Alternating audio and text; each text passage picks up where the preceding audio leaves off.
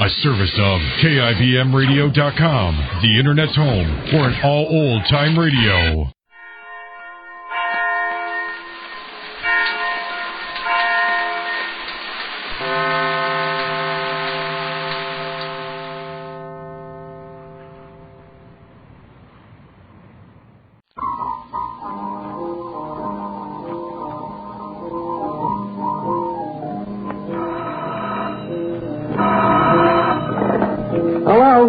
Duffy's Tavern, where the elite meet to eat. Special today, pig pickle feet. Archie speaking. Duffy ain't here. Oh, hello, Duffy. Yes. Oh, yeah, must be 3 or 4 customers here already. You hear that, Duffy? You're in business again. Listen, Duffy, you picked out a very bad time to call up. Yeah, we're just going to go on the air for a broadcast. Now, wait a minute, Duffy. Don't get all excited. It ain't costing a cent. No, the network's doing it for prestige. Well, now, Duffy, I can't brandy words with you now. We're just going on the air, I'm telling you. Goodbye, Duffy. I'll see you later.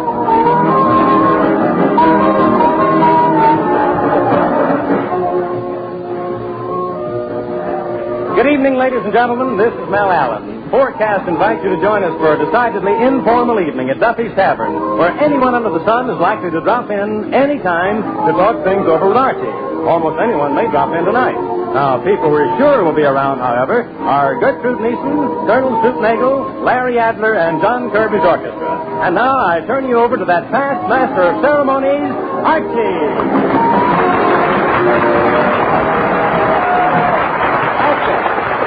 Thank you very much. Good evening, ladies and gentlemen. This is the voice of Duffy's Tavern speaking, formerly Duffy's Bar and Grill, and still owned by the same proprietorship. And we take great pride in presenting them great musicians, John Kirby and his high schoolians.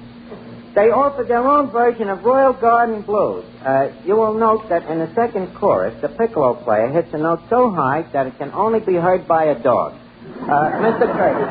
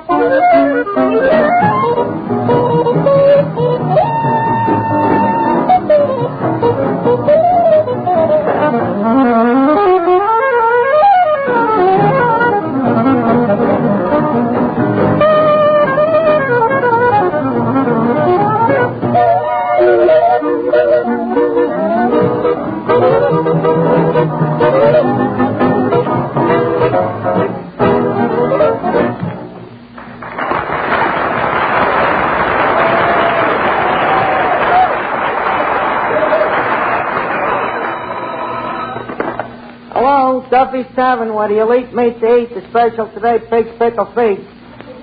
Oh, hello, boss. Hey, how'd you like Kirby's band? They what? Duffy, they do not. Well, I see what you mean. Mm-hmm. Yeah. What is it, Archie? It's Duffy, Mr. Kirby. He says he thinks your band is great. All right, Duffy, I know. I can't tell a guy that, though. You don't understand artists, Duffy. You know, they're much more insensible than you and me. You gotta tolerate them. But Duffy, you haven't liked nothing since Chauncey Olcott packed up on Mother McCree.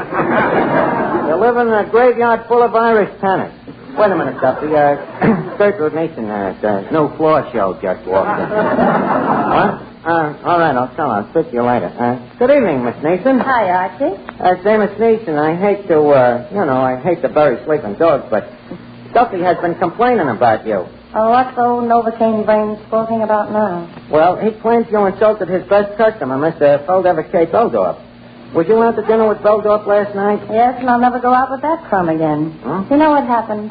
He asked me to go out to dinner last night, so I go with him. Well, you know how I never like a strange man to pay for my meals. Yeah, I know.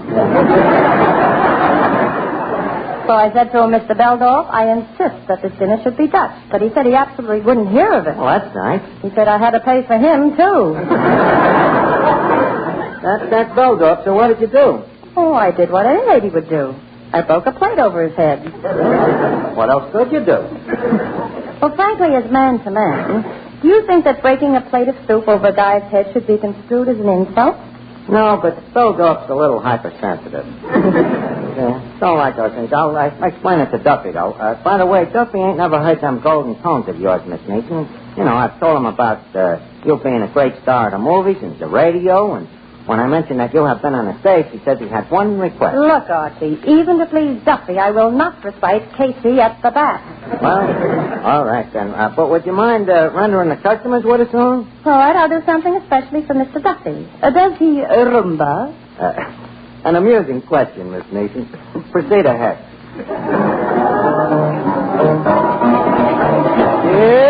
Bailar con la rumba negra, Marina de Rosa. Here's a little knowledge, quite good. Maybe it won't help you, but it should. You cannot travel unless you know how Latin say yes. That inspirational, so sensational, oh sensational, yes. In Spain they say, si, si. In France they say, oui, oui. Every little Dutch girl says, yeah, yeah. Every little Russian says, da, da. Well, sweetheart, tell me why. No matter how I try, you won't do my plea, won't say yes in any language to me. Why don't you say, si, si? All the monkeys in the tree, they don't have to say, si, si. All they do is wag their little tail. That's a little gag that never fails. But, sweetheart, tell me why. No matter how I try, you won't listen to my plea, you won't say yes in any language to me. Why don't you say, see,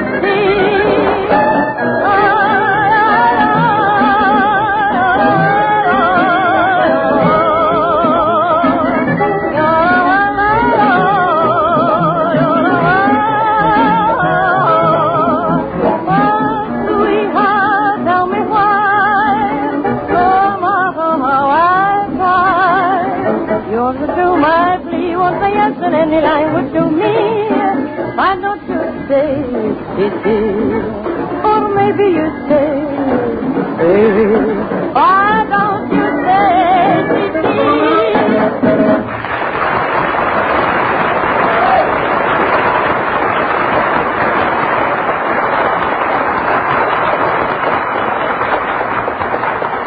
Excuse me.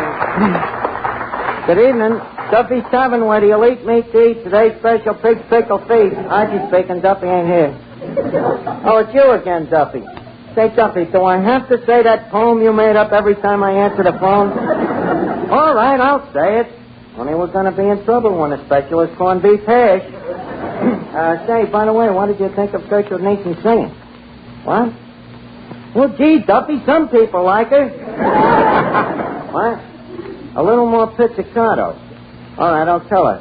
He says you should have sang louder, Miss Neeson. Let me have that phone. So, you didn't like my singing, Mr. Duffy. And you're the greatest living authority on Irish tenors. You call what you're doing living? Oh, so your wife says a girl who sings like I do would smoke cigarettes. Listen, you crummy old broken-down barfly, you miserable no-good four-flushing... What? Yes, you can call me Gertrude. And furthermore, lame brain, if I had the wings of an angel, I'd beat your brains out with them. Goodbye.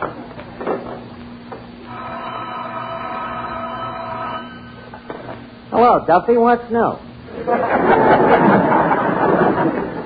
Duffy, you and your Irish tennis. Wait a minute, Colonel Stoopnagel just come in there. Good evening, Colonel. Harding, Screechy. Well,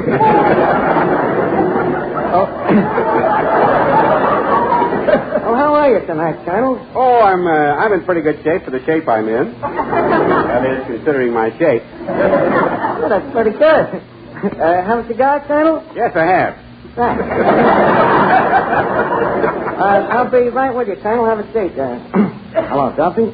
The Colonel's got a look in his eye like a $3 porterhouse. If I play my cards right, maybe I can sell him a slice off of that Kansas City steer you've been saving for inflation. Well, listen, Duffy, that steer ain't getting no younger. Okay, see you later. Well, Colonel, you sure are a sight to give a person sore eyes. Here, let me take your hat and shotgun. Been to a wedding? Huh? Been to a wedding? No, Archie, I've been hunting ducks.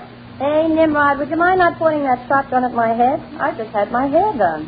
Pardon me, madam, but you don't have to be afraid of this fowling piece, unless you happen to be a duck. Well, she don't happen to be no duck, Colonel. She happens to be a canary. Colonel Stoopnagel, this is Chantus, Miss Gertrude Neeson. How do you do? I'm sure. Well, I haven't seen you in a long time. You're putting on quite a front stoop, Nagel.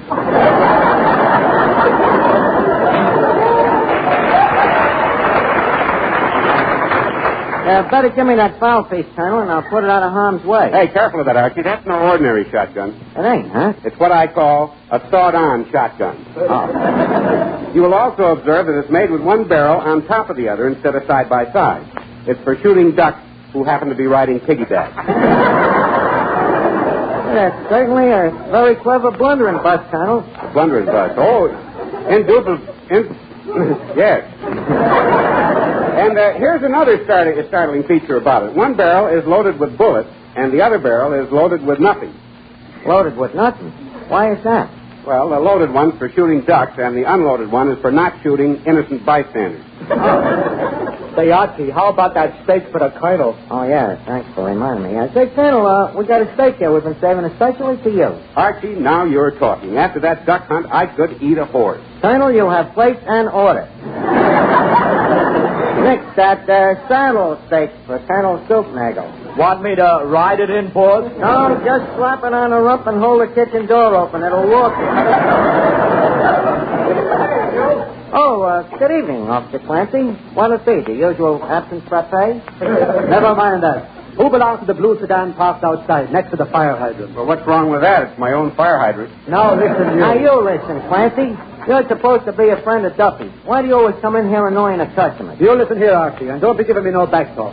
You keep your customers obeying the law, or I'll close you up. Well, you can't close us up. We ain't got a license. Yeah, but I well, don't let it happen again. Okay, Clancy. Holy smoke, Colonel. If he ever finds out we really got a license, we're going to be in trouble. Well, don't worry, Archie. I've got a pull with the mayor.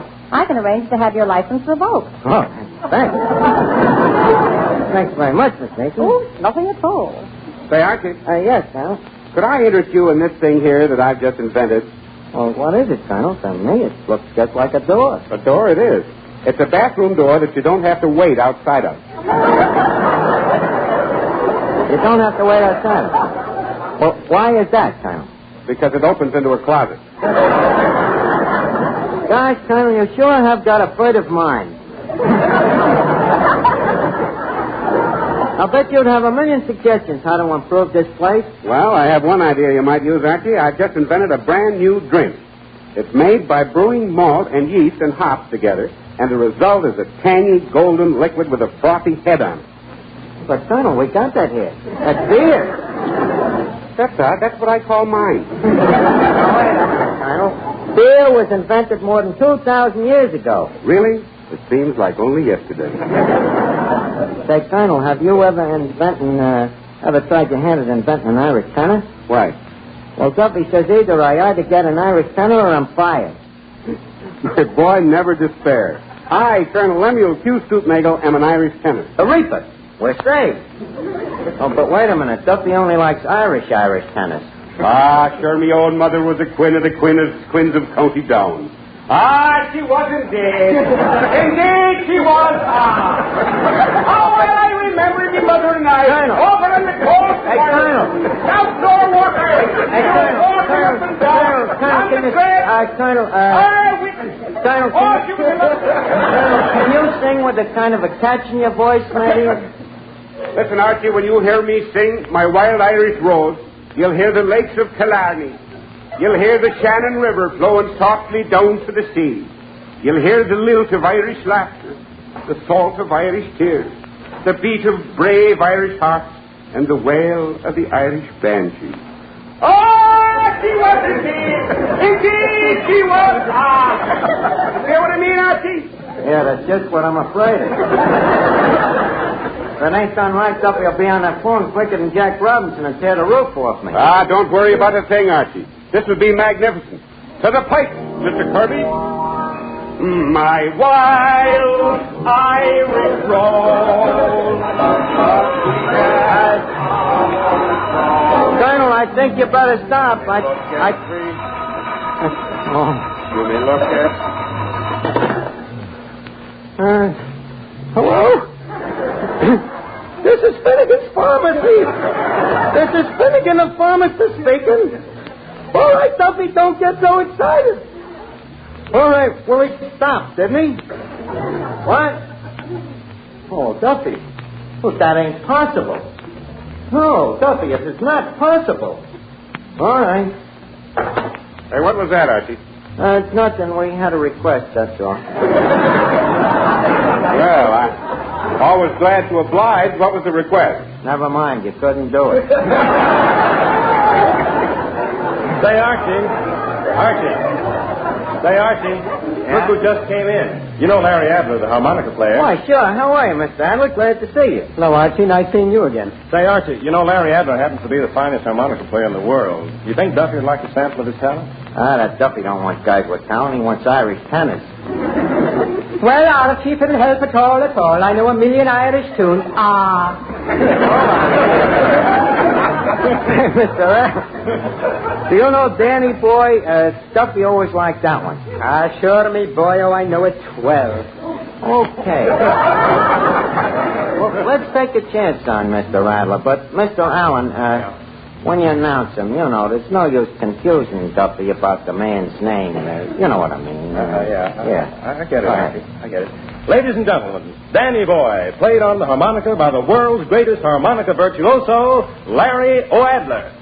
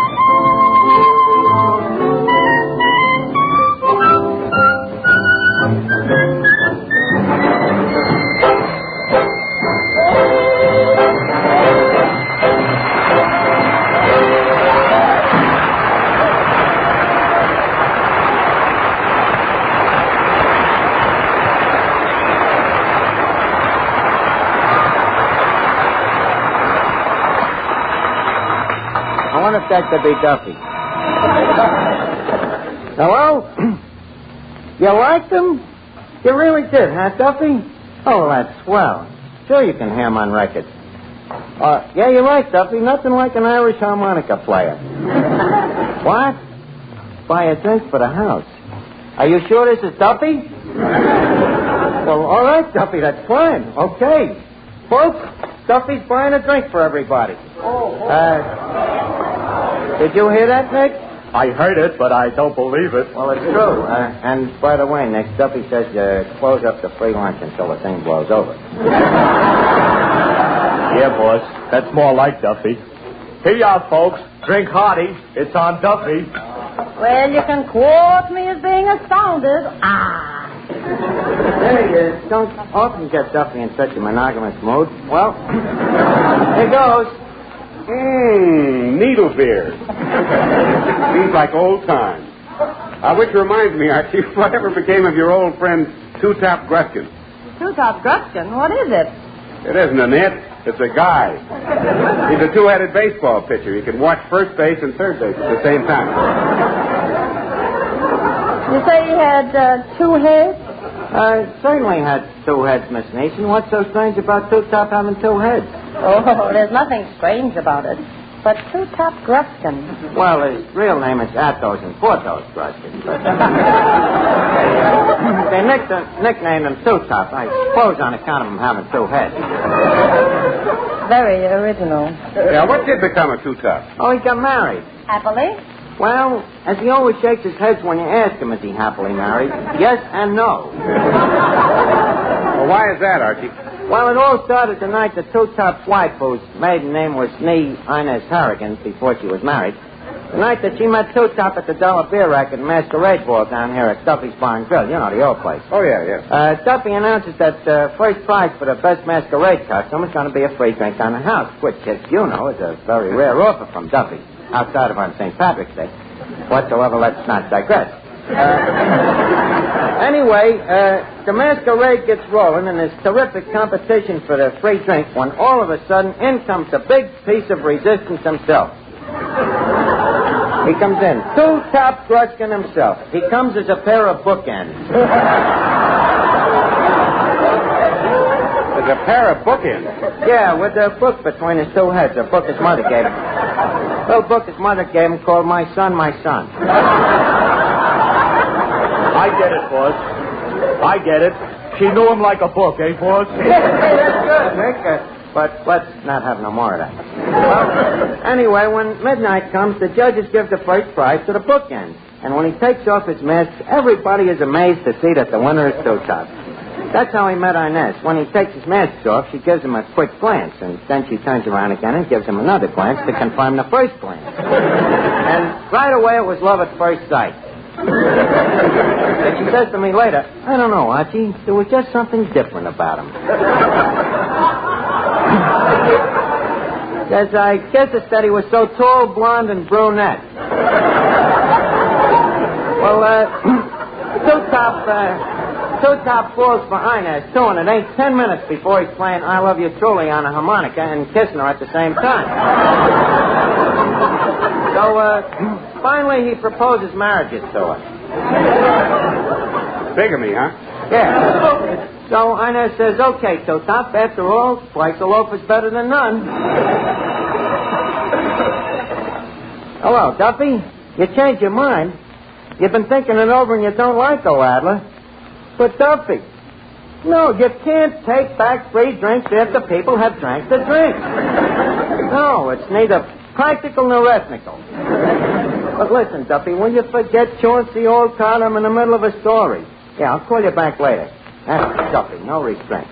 Well, anyway, as I was saying, Two-Top is so happy about Inez marrying him that he quick goes over to the bar to celebrate.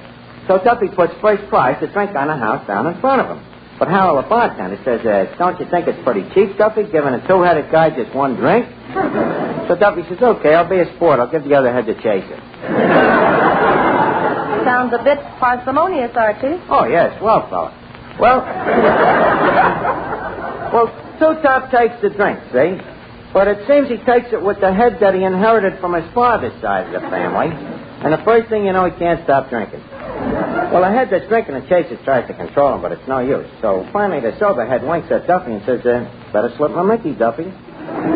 Well, then the trouble really starts. Duffy, who's a little nearsighted, makes a mistake, and he puts the Mickey into the chaser. Well, in no time, both the two tops heads is out like light. Well, with this, Inez gets mad and she hollers, "You're drunk." So as one man, two top comes two, or rather he comes four, and he says, "Who's drunk?" So she says, "You are. You on the left."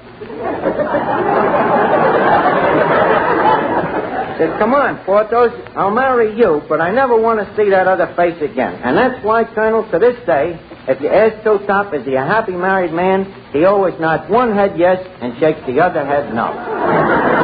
Archie, that's a wonderful story. You're a natural-born raconteur. Thanks, I think. But I'll be a natural-born corpse if I don't get an Irish tenor for Duffy. Say, Archie. Oh, are you here again, Clancy? Yes, it's the last time I tell you to get that car away from the fire hydrant. Oh, Clancy, don't Clancy, do you by any chance know any Irish tenors? Sure, and I'm an Irish tenor myself. Clancy Olcott. What's that, Miss Neeson? Clancy Olcott. If you can make an O-Adler out of an Adler, why can't Clancy be Clancy Olcott? But Olcott's dead. Does Duffy know that? Well, probably not. He still insists that Darnell Sullivan is the heavyweight champion of the world. You see what I mean, Archie? Eureka, Miss Neeson. I think you've given me the mucus of an idea.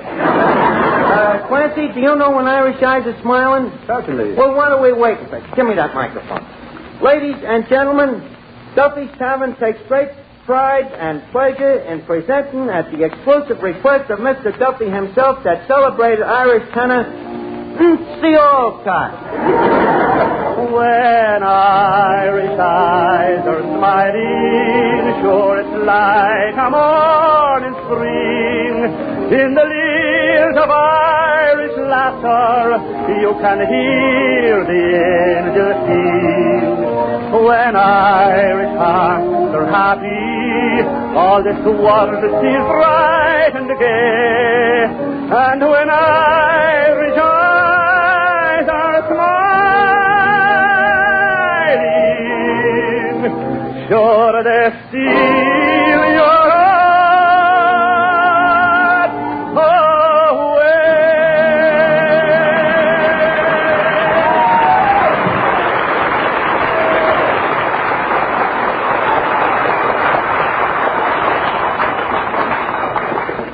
Hello, Duffy.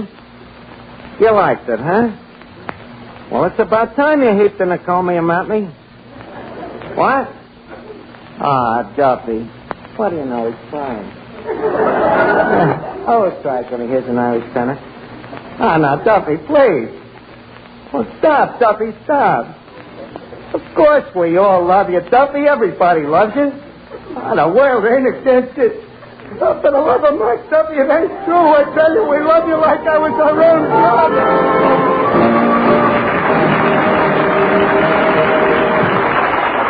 And that will give you a rough idea of what Duffy's Tavern will be like when and if it reaches the air regularly. Tonight's program, like each forecast show, is intended as a sample broadcast, an illustration of what you may expect of Duffy's Tavern if it eventually becomes a weekly radio feature. If you want to hear more from Archie, from Gertrude Neeson, from John Kirby's orchestra, and from the never audible but always active Duffy himself, write to CBS and tell us so. Your applause will help to make Duffy's Tavern a weekly broadcast feature. Next week, Forecast will present a full-hour show from Hollywood, a large-scale musical variety program called Of Stars and States.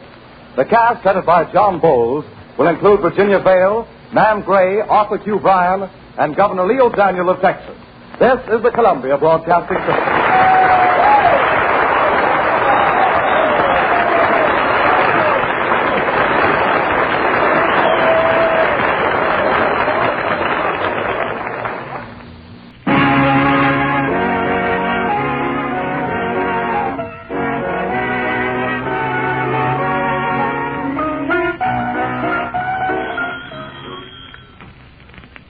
Duffy's Tavern, where you'll eat meat to eat. Archie the manager speaking. Duffy ain't here. Oh, hello, Duffy. Tonight, a real big shot, Duffy. Monty Woolley. And that ain't hay.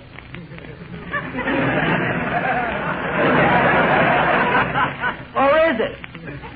Well, you remember Wooly Duffy, the wise old actor with a sage-old brush? Well, look, Duffy, somebody's got to play Santa Claus at the Christmas party, so, as long as Monty's going to be here, the old adagio, a beard in the hand. Yeah, sure, I'll ask him. Well, I'll call you back, Duffy.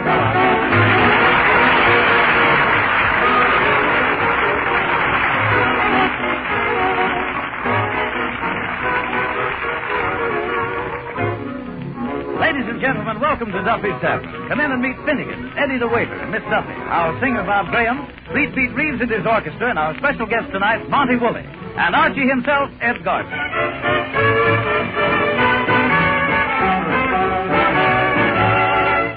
Hey, Eddie, where's the soap? The soap? Miss Archie, you got a new girl? No, Eddie, I want to write a poem on a mirror. Poem on the mirror? Certainly, the annual Christmas poem. And, Eddie, if I do say so, it's probably the finest opus I have ever opened. Got that real Christmas flavor. Say, any chance of a fella not hearing it? Certainly, Eddie. Listen to this thing. Merry Christmas to you all. Be of right cheer and joyous. Leave us Yule a log on the fire. And leave not naught annoy us. Come lift your beakers and quaff us a scroll. Kiss Kringles abroad in the snow. I quaff, lads, and laugh, lads. Ha ha. Hee hee. Ho ho. You like it, Eddie? It'll go beautifully with that cracked mirror. Okay, here's the soap. And, Eddie, while I'm doing it, how about you Christmasing up the joint a little bit there? Here, hang up these wreaths. Yes, where'll I hang them? Well, leave one dangle over each table. That's a good idea. Then after each customer has finished eating, we can just lay the wreath right on his chest. Eddie, don't be so fascistic. Oh, yeah, Miss Duffy. Where do you think is the best place for me to hang these mistletoes? Well, how many you got there? Let's see. 1, 2, 3, 4, 5. Miss Duffy, you're going to hang 7 mistletoes around this joint? But what do you want me to do? Stand in one place all the time? Well, you mean to tell me that you got all these traps set for Breckenridge Hartsum soda? Oh, him. Oh, him? What's the trouble? Oh, I just found out what he's getting me for Christmas. A $2 bottle of perfume. Isn't that cheap? Well, now, wait a minute, Miss Duffy. $2 a bottle for perfume might not be cheap. It all depends. Is it a quarter or a fifth?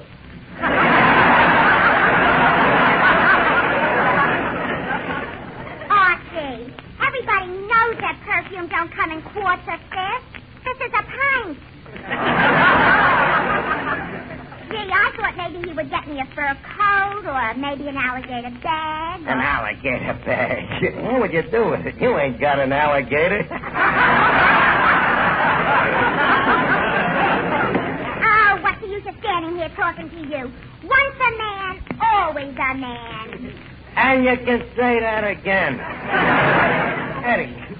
Eddie, did you ever beat the likes of these dames? They're all so mercenary, you know? That is sure. You know, that Sonia Jones of mine is still expecting that mink coat. Plus what? Plus a diamond bracelet and a ruby engagement ring, which I also promised her. You see, the other night I sort of took her off, and when we talked about the mink coat, she kind of put her arms around me, and then I mentioned the diamond bracelet, and she gave me a great big kiss. Then I saw the ruby ring.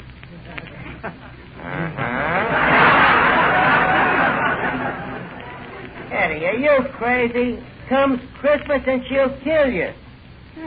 Who cares? Live dangerously is my motto. You know, with me, I ain't got no problems. I'm giving every dame I know the same present. A nice, practical gift. And, yes, it's attractive. What is it? Picture me. You see, I had 6 lovely portraits made. Yeah, how much did it set you back? Let's see, they were 3 for $1.25. And there were 6 of them.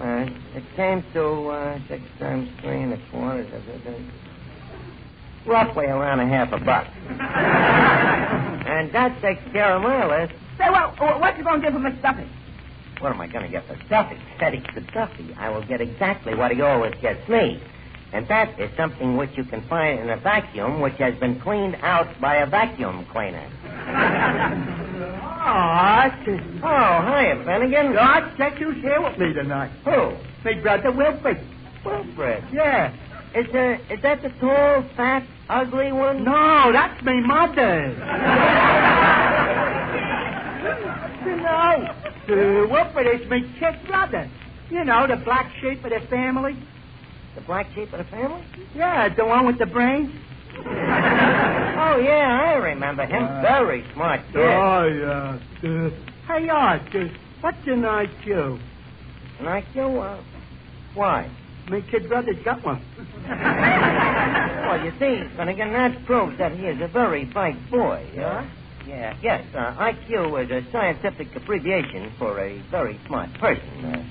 Liberally translated, it means intelligent quadruped. That's very interesting. Yeah. I'm telling you, this brother of mine is very smart. He's really got us worried. You see, the rest of our family is just normal, average people. Like me. And poor Wilfred has to be a genius. Yeah, well, that's tough. Yeah.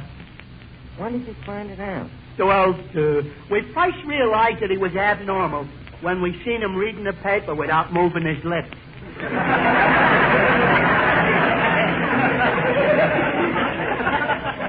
Well, you can't tell. Maybe the kid is a ventriloquist. No, Archie's a good boy. Wait, I'll go bring him over.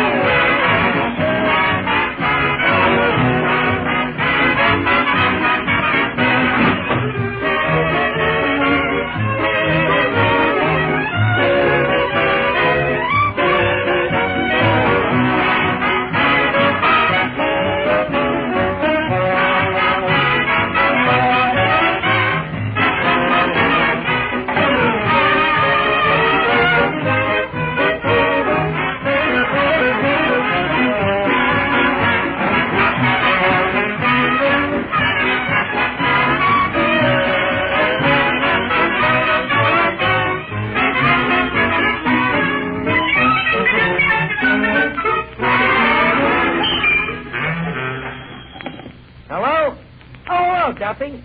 What? There's a package from you arriving for me, and I shouldn't open it until Christmas. A present for me? Are you sure this is Duffy? Well, Duffy, I'm flabbergasted, you know? Well, gee, thanks. And by the way, did you receive my present yet? Well, it's probably in the mail. I'll call you back. Holy cat, Eddie. Duffy bought me a present. I got to get something from him. I got to get something. What can I... Let me see. Europa. I got it. What? I'll send him one of me portraits. Have you got a pen, Eddie? Yeah. Thanks.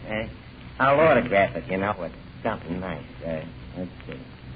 To my dearest employer, good old Duffy, in fond appreciation for all I have done for you.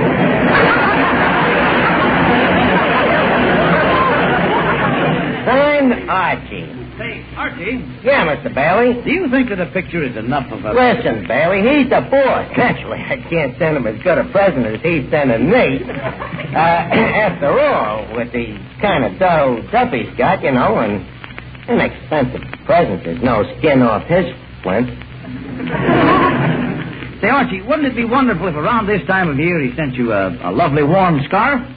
A scarf? Well, Bailey, I'm funny that way. You know, I'd rather warm myself over a gold cigarette lighter. Well, as long as it's something that keeps you warm. Don't forget, Archie, the cold sneezing is here. Would you mind to repeat that, please?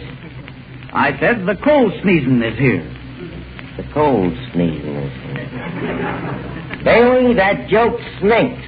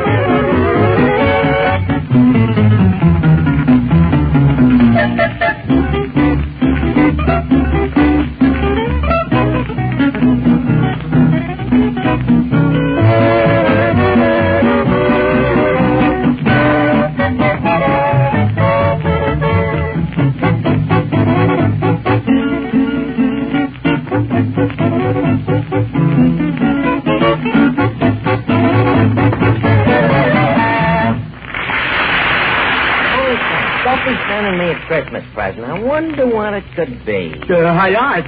Yeah, Finnegan. It's me brother Wilford. You remember him, Art? Oh, certainly. Hello, Wilford, my boy. Hello. My, you certainly have been growing. Doesn't that strike you as an entirely normal procedure? Well, that's how it goes. Well, how are things in school, Wilford? Are your teachers learning you a lot of stuff? Archie, they're not learning me. They're teaching me. Oh. Well, that's what they're there for. Well, you're looking fine, Wilford. Very manly. Are you eating good? Yes, I get sufficient nourishment, thank you. Well, you know, you got to eat good if you want to grow up to be a big, strong man like your Uncle Archie. You know how I got this physique of mine? Malnutrition? Yes, sir, and plenty of it. Yep, Wilford, I always eat lots of bread, potatoes, pancakes. Well, I'm on a diet that precludes carbohydrates. Yeah. What's they? Starches. I'm not permitted to have starches. Well, that's right, Wilford. Starches ain't good for you. You know, they make your stomach stiff.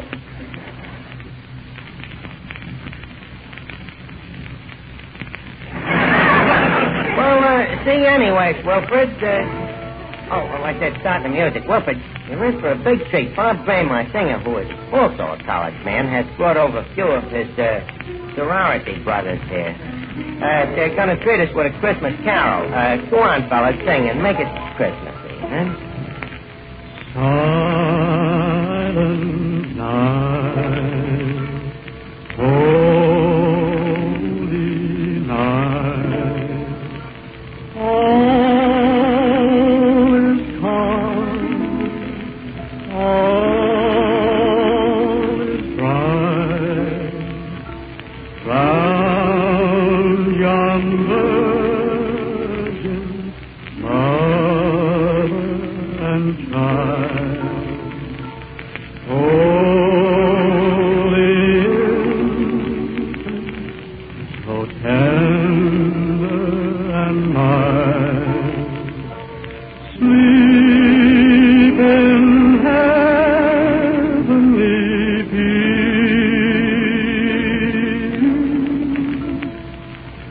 sleep in heavenly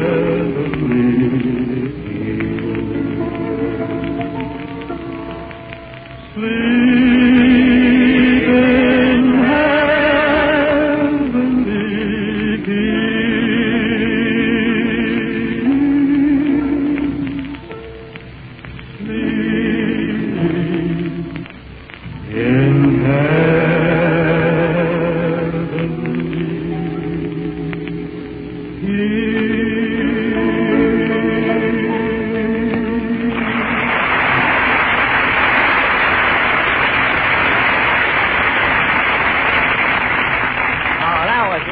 Well, it sounded like a December whipping pup. Eddie, pass the hat for the boys.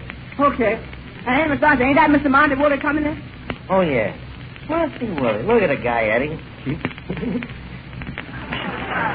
Well, good evening, Mr. Woolley.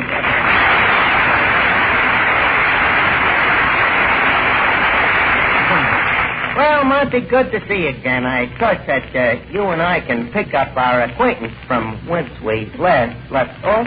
I'm sure we can. My revulsion is undiminished. Well, thanks, Monty, old boy. Old boy. This is the first time I have ever heard of contempt breeding familiarity. I wish I knew if he was smiling. Monty, why is it that you take this antagonistic attitude towards me? Well, frankly, I think of you as a possible menace to my future. Me? Oh, why? Well, someday when I am too old to play juvenile, yeah, I may want to go back to my old profession, instructor of English. But by the time you're through with it, I may find myself teaching a dead language. Well, you know, it's a lucky thing for you that was a veiled insult. Hey, mister, that's a funny place to wear a grass skirt. Oh, the darn thing always hikes up. Finnegan, please, no remarks, Kay, about the beaver Kay. So, I apologize, mister. So, I promise I won't take about your beard again. After all, I'm human. Sir, you presume. Look, I'm sorry, Monty, but I hope you'll understand. You know, the guy takes a look at that. Finnegan, put down that match. All right, let me do it. I never gave a guy a hot beard. Look, beat it, will you, Finnegan? I'm having enough trouble with this guy. Monty, tell me something. What are you doing Christmas Eve? Well, we have an old custom in our family. I always take Grandma to the fight. Well, that's very sweet, but the fights get out pretty early. Now, here's what I had in mind. How would you like a part here on Christmas Eve? Playing the part of... Playing the part of what? Monty, why don't we have a bite to eat? Eddie, how about some refreshments for Mr. Woolley? Just a moment. I eat here. I'd sooner die. No, there is no sooner way.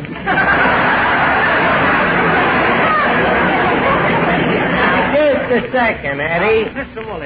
Woolley, don't let Eddie frighten you. The food isn't that bad. Well, have you, sir, ever eaten in this cadaver's commissary? Well, Duffy's is no Ritz. Do tell.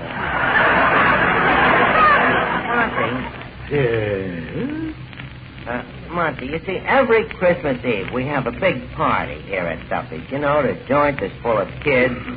They come down to get their fathers, you know.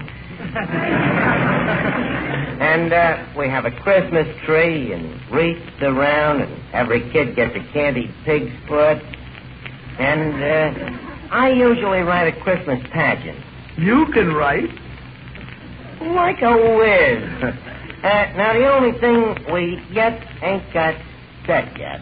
Well, now, what is it? What is it that you yet ain't got set yet? Santa Claus. Now, just a second, you Brooklyn Knoll coward. Now,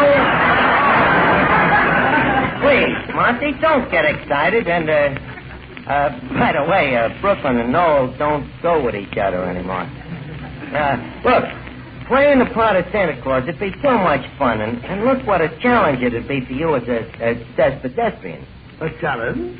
Well, sure. It'd be the toughest role of your career. You playing a sweet guy.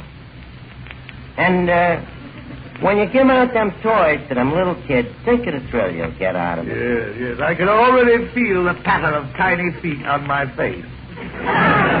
Look, Martin. Wait, you was a kid once yourself, wasn't you? There's no record of it. Ah, please. Gee, if you could just talk to one of them kids and see what it's like. Wait a minute. Hey, Finnegan, is your kid brother Wilfred still here? Oh, yeah. Good. Wilfred, come here. I want you to meet Santa Claus. Now, listen, you... Look, Monty, what can you lose? Just kid the kid along a little. Did you call me, Archie? Yeah, Wilfred, I got a great treat for you. Guess who this is? Wilfred, this is Santa Claus. Well. Not the Santa Claus. That's right, young man. Ho, ho, ho. Well, son, I'll be coming down your chimney Christmas Eve. Well, thank you very much. But we have an oil burner. Say, Mr. Claus, I understand you live up at the North Pole. I do? Oh, yes, I do. You know, of course, that the average temperature of the North Pole is estimated at 70 to 90 degrees below zero Fahrenheit. Well, it does get a bit nippy. But then one can always grab a snort of... Sandy! Snort of Sandy, of course, only drinks soft drinks, Wilfred. That's right, Wilfred. Very soft. Cotton gin.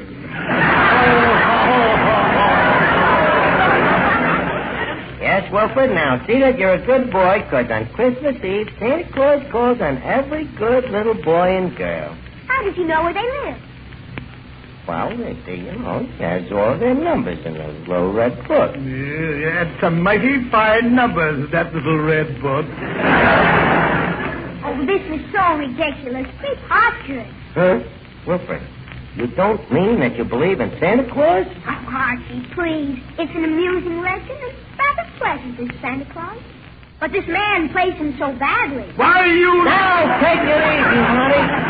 Monty, leave go of the kid's throat.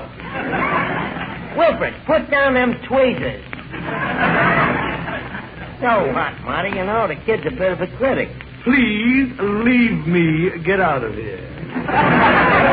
Look, Monty, I'm sorry it turned out like this, but... Archie, don't be silly. I'll be happy to be here Christmas Eve.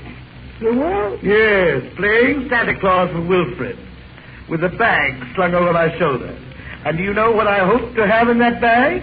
What? Wilfred. Goodbye.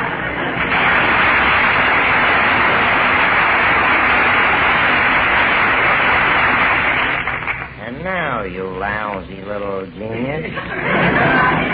Now, Archie, please. You don't actually expect an educated man of 8 to believe in Santa Claus. Don't I? Look, Wilfred, maybe there ain't no real Santa Claus with no red coat jumping down chimneys. Okay, but there is something that a kid like you should get wise to.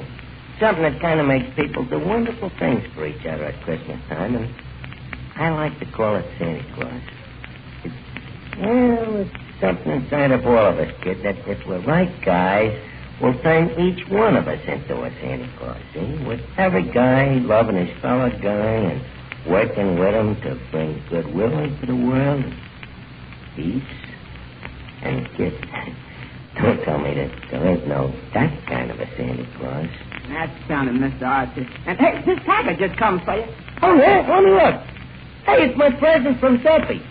Now, Wilfred, here is what I'm talking about. This package says don't open till Christmas, but I want to teach you a lesson. See? So I'll open it. Now, here's a guy named Duffy. You know, he's mean, stingy, cheap, and yet, at Christmas time, he changes and gives me this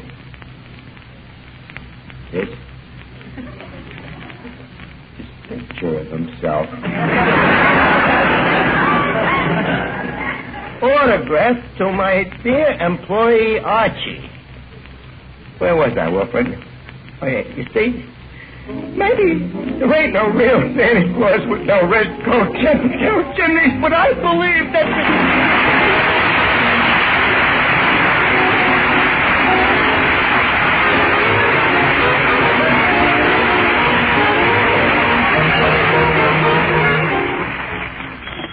Duffy, Tavern. Oh, hello, Duffy. By the way, Duffy, thanks for that picture. It's just the kind of a thing I wouldn't have bought for myself. So, Merry Christmas to you and Mrs. Duffy and all of our friends. So long, Duffy.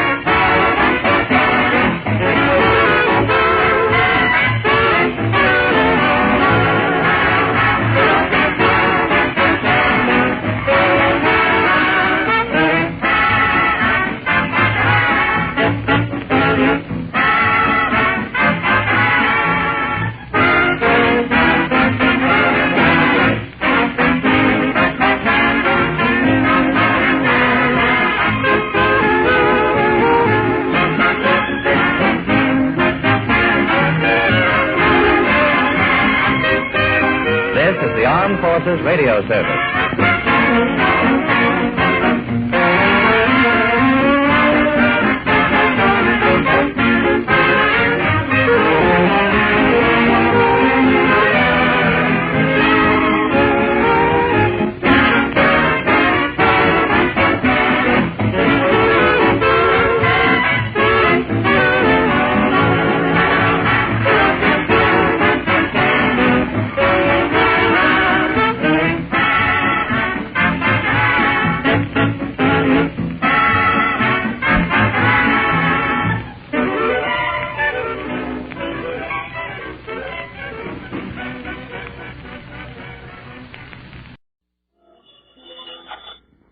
Duffy's Tavern, where the elite meets eat. Archie, the manager, speaking. Duffy ain't here.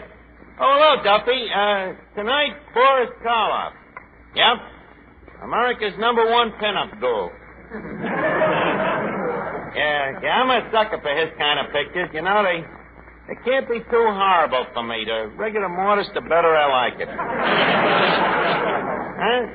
You don't like them? Well, did you ever see Frankenstein? Dracula? Oh. You go to the movies, you like to forget your wife. Yeah. Well, look, Duffy, I'm busy right now with this war bond thing. Yeah, every joint in the neighborhood is selling bonds tonight. Grogan's Bar and Grill, Cavendish, The Undertaker, Colucci's Fruit Store, Lefty's Metropolitan Museum of Pool.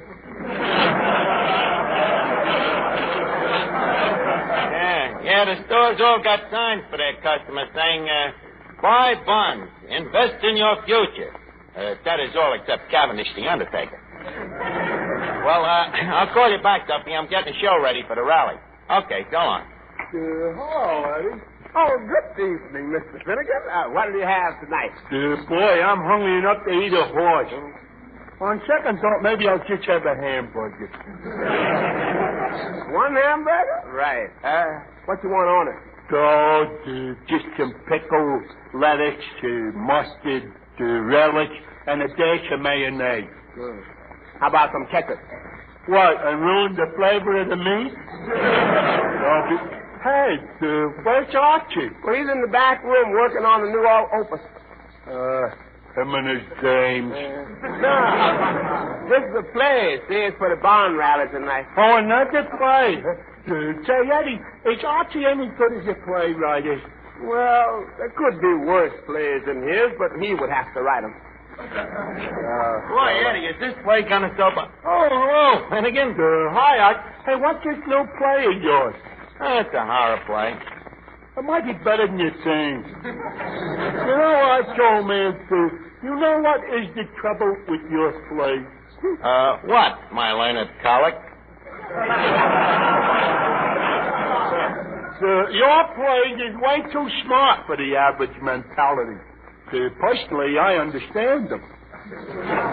But what about all the guys who ain't as smart as me? Oh, him.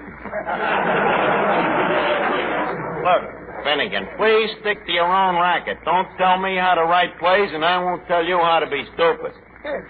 But, Mr. Archie, how can a horror story sell bonds? Eddie, this one has a hidden message. Oh, that's where you're wrong. You should never hide the message. What should I do? Hide the play. That's a good one, Eddie. Hey, you see? See, Eddie, you have become the idiot's delight. Well, good evening, boy. Hey, fellas, it's Clancy the cop. Oh, it's Clancy. Well, Clancy, I ain't seen hide in a jekyll of you for weeks.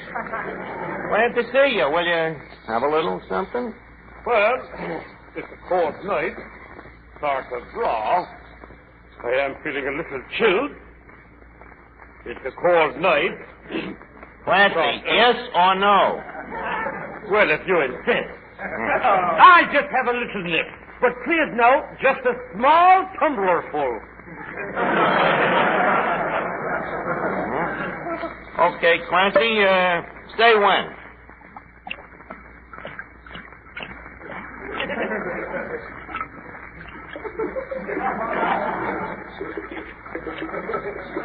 Clancy, by the way, did you hear that Duffy drop dead? When? Okay, here's the drink.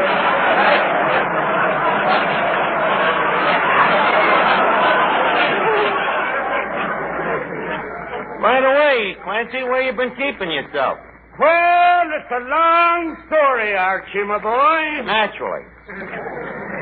Well, you see, they've been teaching us policemen jiu-jitsu. Oh, marvelous science, Archie. With the flick of the wrist, you can break a man's arm. Well, anyways... To make a long story short... One night, I caught a burglar robbing a jewelry store. So I sneak up behind him, grab him, and then, with the flick of me wrist, I broke me arm. Oh. So you was laid up, huh? Yeah. But it was kind of nice, though. I got a chance to be home with some kids for a while. Oh, yes? How many kids have you got, Clancy? 5 or 6, I guess. But I hardly know them. You see, they're sleeping when I'm working. And you're sleeping when you're working. Certain. Me children, they're practically strangers. Oh, that's tough. It sure is. Kind of hurts the man when he walks into his house to have his own son holler, "Cheese at the cop." Well, you got to take the bitter with the sweet, you know. What brings you down here tonight, Clancy? Tonight? Why, I'm down here on official business. Now, wait a minute, Clancy. If it's about serving them little kids, I can prove they was midgets. No, Archie, no. It was about the bond drive. The commissioner has decided that the man who sells the most bonds in this neighborhood will be crowned king of this year's policeman's ball. The guy that sells the most bonds, huh? Yes, Archie, it's a great honor. The winner gets to meet the mayor and the governor. And we'll have as queens the entire chorus of the Gaiety Burlesque. Holy cat. All of them beautiful dames, you really have them down there? I guarantee it. How are you so sure? We're raiding the joint the night before.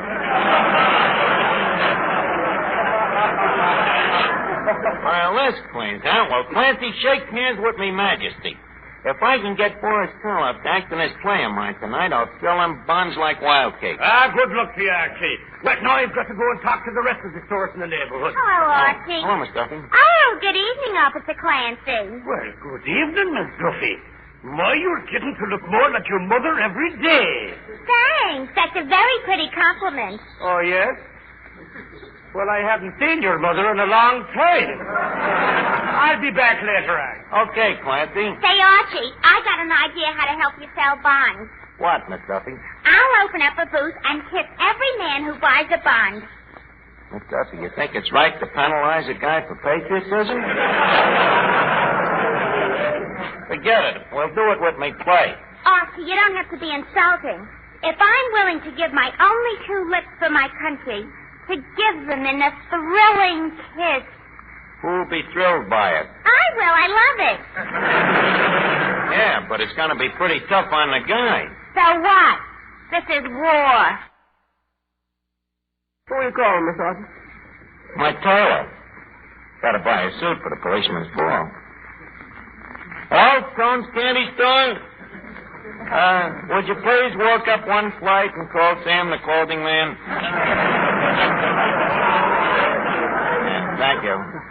You see, if them burlesque dames is going to be there, I got to be dressed to the Queen's taste. You know? Hello, Sam. This is Archie. Archie. From Duffy's Tavern. 38 long, 22 chest, double padding in the shoulders. Fine, how are you? Hey, Sam, I'm thinking of getting a suit. You got a nice double-breasted gray flannel in my size? Yeah, huh? How much? $15. Damn, for that price, I could buy a new one. Well, look, Sam, why is it so dear? You have to have 2 bullet holes rewoven, huh? Well, I'll be down later to look at it. Okay, Sam. Holy cat, $15. That's inflation with one pair of pants. Hey, Archie, what is this inflation? Well, Finnegan, that's one of the main things, you see, that can happen if guys don't try bonds and keep them. Oh. Hey, Archie, what is this inflation? Well, inflation is, shall we, well, do you know what deflation is? No. Well, inflation is just the opposite. You see, when the output of currency in the country becomes larger than the ingots of gold in Fort Knox,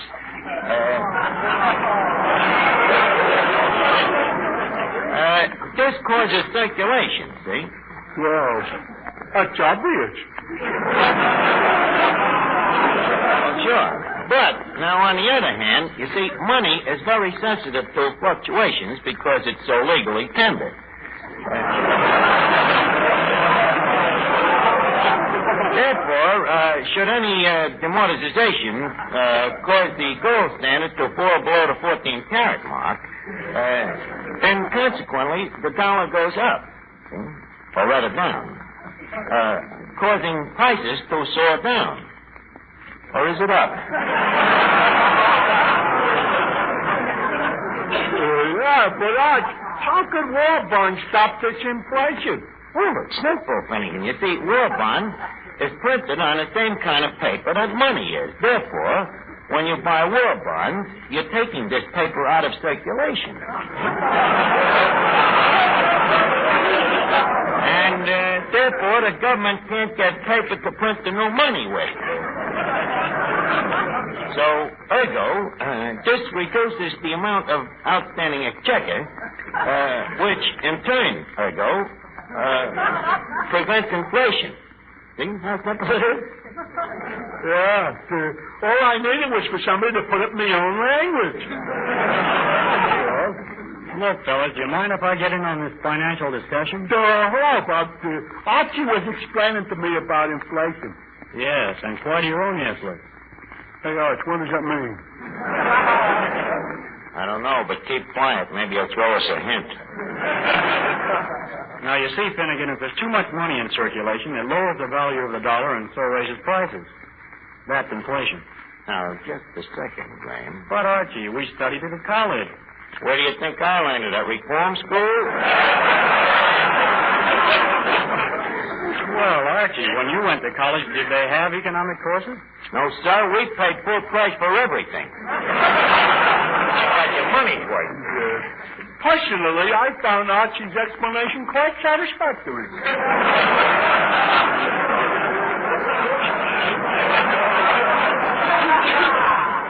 Thank you very much, Clifton. All right, fellas. I defer to superior ignorance. You defer to superior ignorance. Well, that's better. Now, go ahead and sing, Bob. You see the way he backed down, Finnegan? Now, come on over to the table with me, and I'll explain to you how the Englishman pounds sterling. Good evening, Mr. Carlo.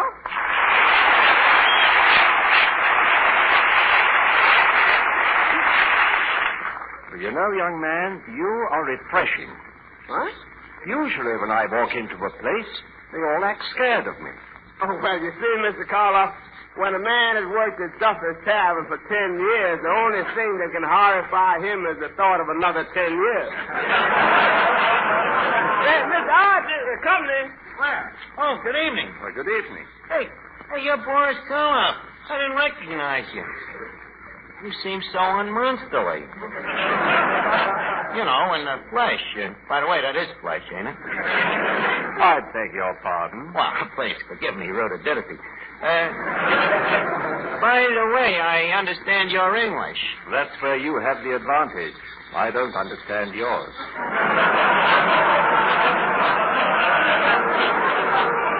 Hey, the guy is witty, too, huh?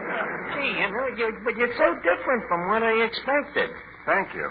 Yeah, it's amazing. It's such a surprise. Of course, that still don't make you no Tyrone Power.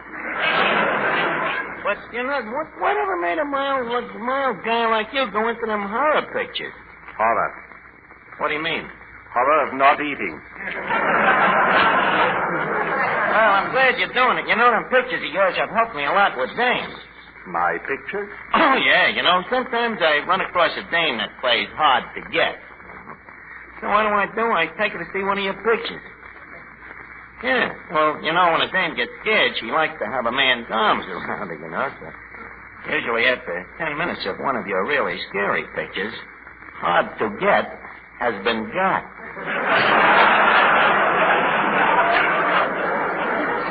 Glad to have been of service. Oh, the pleasure was all mine.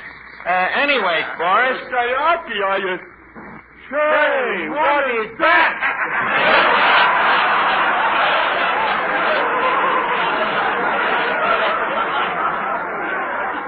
Pretty startling for both of them. Boris Karloff, meet Clifton Finnegan. Nice. Say, you're the new one, aren't you?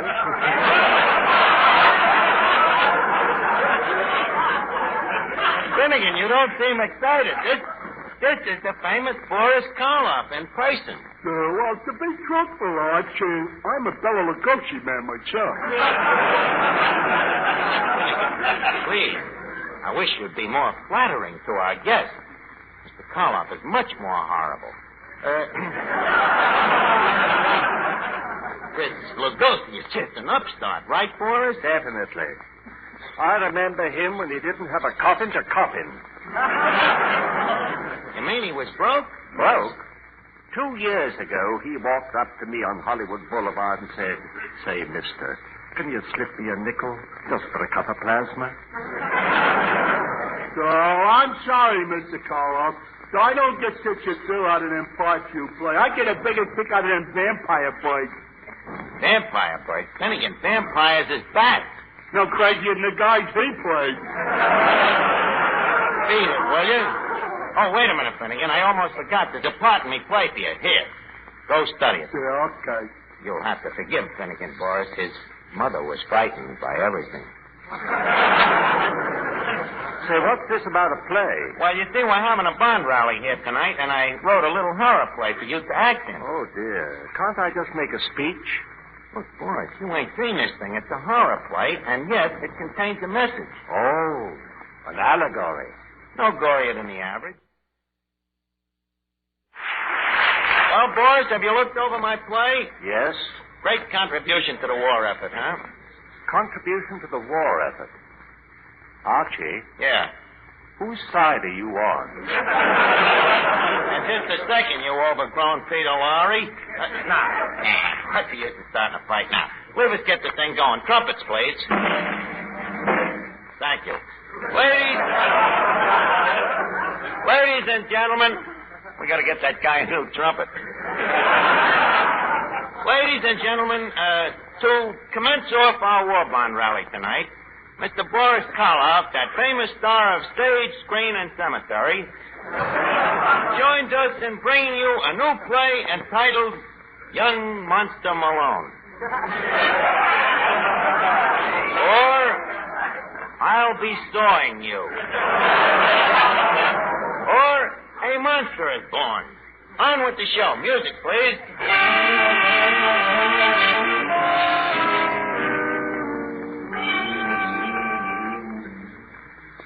I am a mad scientist.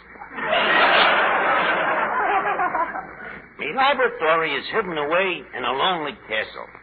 This castle is covered all over with moats. Yes, I am mad. The children in my village call me Jerky. But I just laugh and pat them on their little heads. And then I take their heads back to the castle. One miserable night, I was sitting with my associate, a fellow mad scientist. Suddenly, he spoke. Oh, Doctor. Dr. Frank.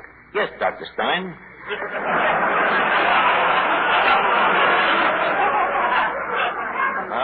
What is it? Why are you looking so pale and weak today? Oh, it's that Dracula. Oh, so you were over to his house again? Yes, he had me for dinner last night.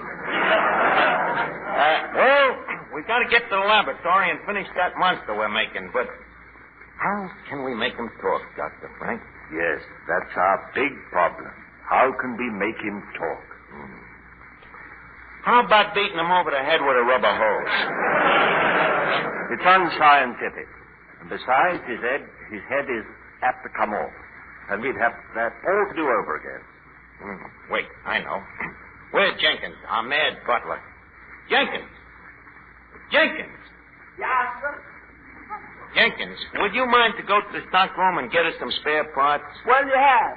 Well, let's see now. We need a medium-sized jocular vein, a nice full-throated larynx, and, oh, yes, a polka dot bow tie. Yeah, but, Doctor, you used up the bow ties and the larynx on that crooner we made.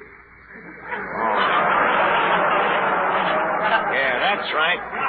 We don't want to make another one like that.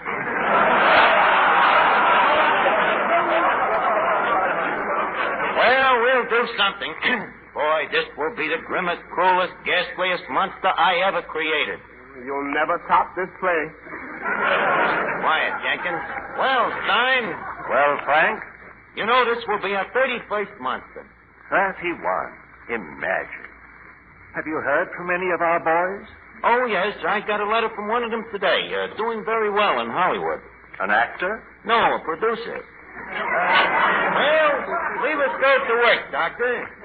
Shall I put my mask on? I thought you had it on. No, what's the use? He can't see anyway.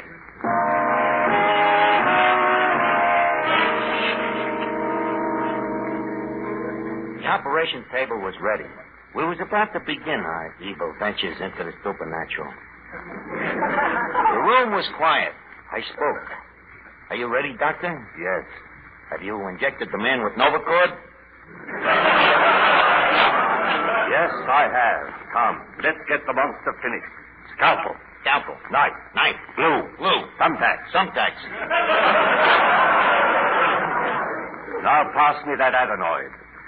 Here you are, Doctor. Now, I'll take care of the inner sanctums. Now the electricity. Yeah. Will it work, Doctor? I hope so. Good luck, Doctor. Good luck, Doctor. Doctor, come. Doctor, look at him. Where is looking, ain't he? Why, he's opening his eyes. He's going to speak.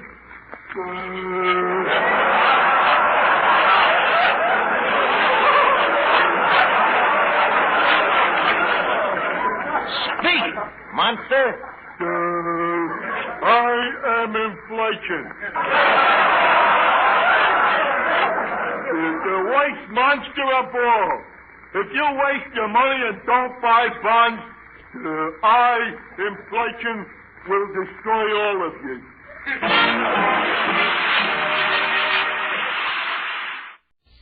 Duffy's Tavern.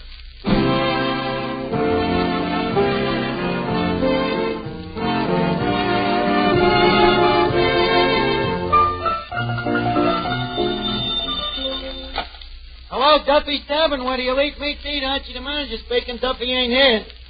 Oh, look, Duffy. Tonight, Linda Darnell. And, brother, would I love to fence her in. Yeah, Duffy.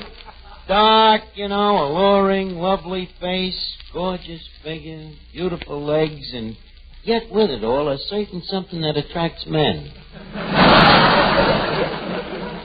Yeah, a wonderful girl, Duffy. You know, the kind of a girl you want to take home to your mother. Well, who else could you trust?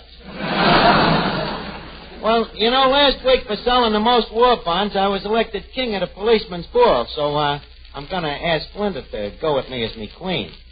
Huh? King can do no wrong, huh? Well, then we'll just hold hands. I'll call you back, Duffy. So long.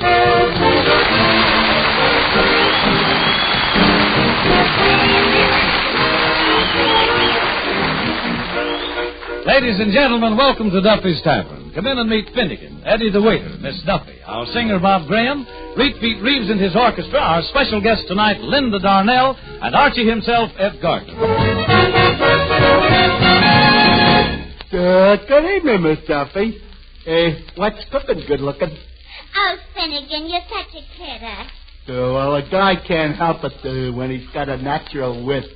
Say, by the way, did you hear about the fight in Schimmelbacher's bakery? A fight? What happened? 2 rolls got fresh. I'm not surprised. Anything could start a fight in that crazy Schimmelbacher's. I guess I'm too subtle for it. That's what it is. Hey, Miss Duffy, where's Archie tonight? Oh, he's in the back room primping himself up. You know, he's going to ask Linda Darnell to go to the policeman's ball. Linda Darnell. Oh, boy. Linda Darnell. You too. Honestly, Finnegan, sometimes you act just like a man. You men. You get so excited just because a person is in the movies. That's not true, Miss Duffy. Last week, did I get excited about Boris Karloff? But he's a member of the opposite sex. In that case, why didn't he get excited over me?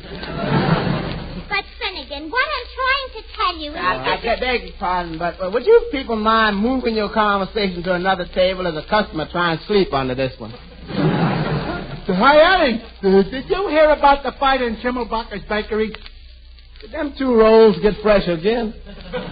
Daddy, please, you're supposed to ask me what happened in Schimmelbacher's. Okay. What happened? Did them 2 rolls get fresh again? Pardon me, is this a private hen party or can anybody lay an egg? Hello, Arch. Hey. What are you sniffing at, Finnegan? Gee, you smell pretty.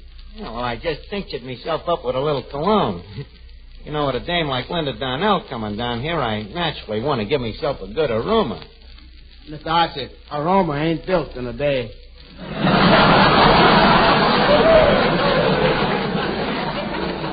Oh, no? Just a second, Archie. I know that smell. Were you using my perfume, my white shoulders?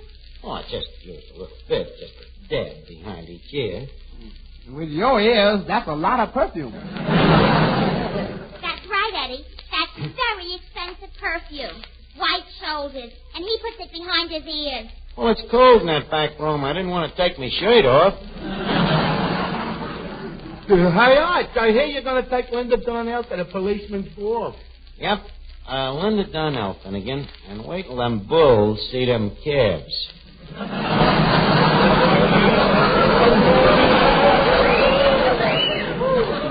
Boy, you certainly are lucky. You know, I love brunettes. You do, huh? Yeah. You can trust them more than blondes. You know, a blonde could be bleached. Well, a brunette could be dyed. So what? We all got to go sometime. Now, that's one thing about Linda, Finnegan. She is completely au naturel. You know, her own hair, her own complexion. Her own complexion. Ha. What's the idea of this super silly laugh? I happened to see a picture of that natural beauty endorsing pancake makeup. Where? Right here, in my behind the scenes in Hollywood magazine. Here on the back cover. Let's see. Linda Darnell, gorgeous screen beauty, wears nothing but pancake makeup. Very interesting. Thank goodness I don't have to wear pancake makeup. Actually, one don't have to wear pancake when one is already battered.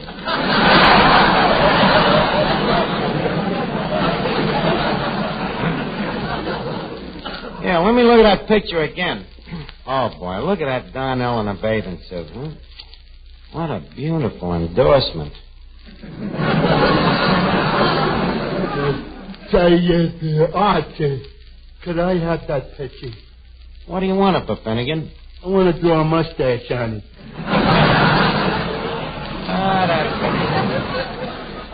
That's Finnegan, always the artist. Well, good evening, boys, good evening. Well, Officer Clancy, the shank of the evening to you. Come here, Clancy. Here, take a look at this picture. Who's that? This is the dame that I'm taking to the policeman's ball. Well, pack me a nice and call me Shaky. What's her name? There it is, right there. Can't you read? If I could, I'd be a sergeant. Well, it's Linda Darnell. Quite a dish, huh, Clancy? Oh, beautiful. Archie, she reminds me of the pretty little Colleen that stood beside me on my wedding day. She, too, was dark and lovely.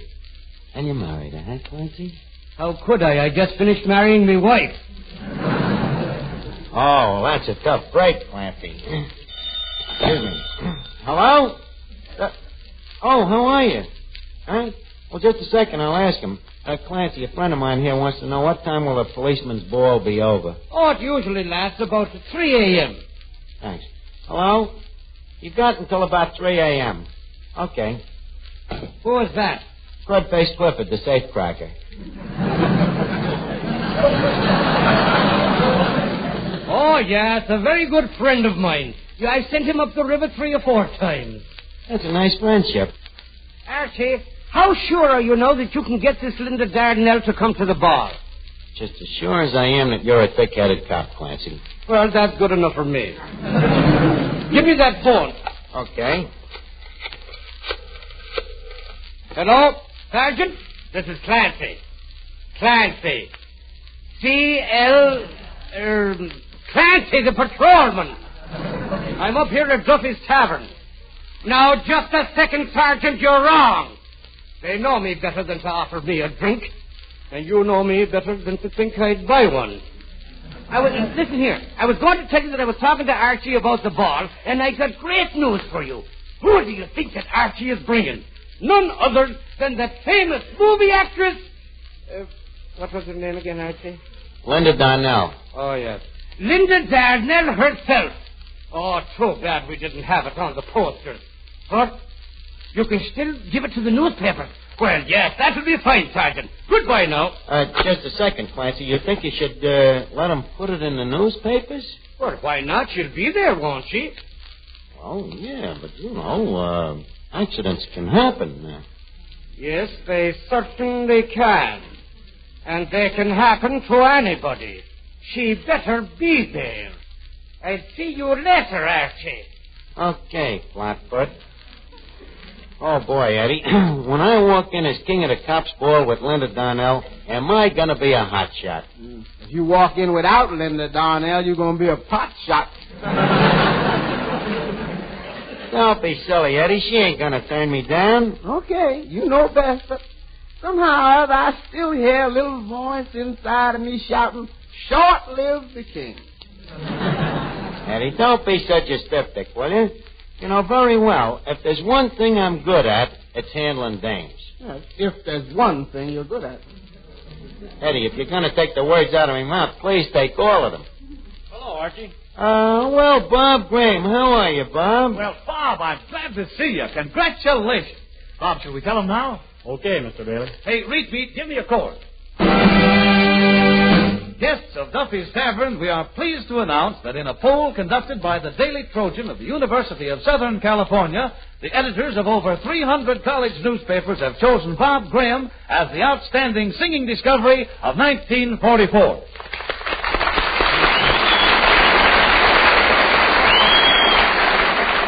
Gee, Bob, I didn't notice. Congratulations. Thanks, Archie. And Arch, you don't know the best part.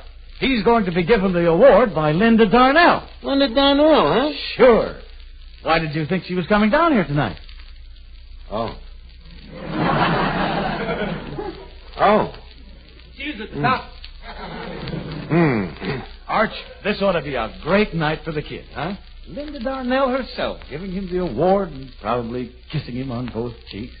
Us old bucks won't have much of a chance, huh? No. Bob, this is a big night. How about singing a song to celebrate? Okay, Mr. Bailey. I got a feeling this is going to fly up me ointment. Good night, sweet dream. Tomorrow's another day. Till then, good night, sweetheart. Good night, sleep tight. I'll see you along the way in dreams, sweet dreams, sweetheart. May angels up above watch over you and keep you safe, my love, until the dawn breaks through. Good night, sweet dreams. Tomorrow's another day. Good night, sweet dreams, sweetheart. Good night, sweet dreams. Tomorrow's another day. Good night, sweet dreams. Good night.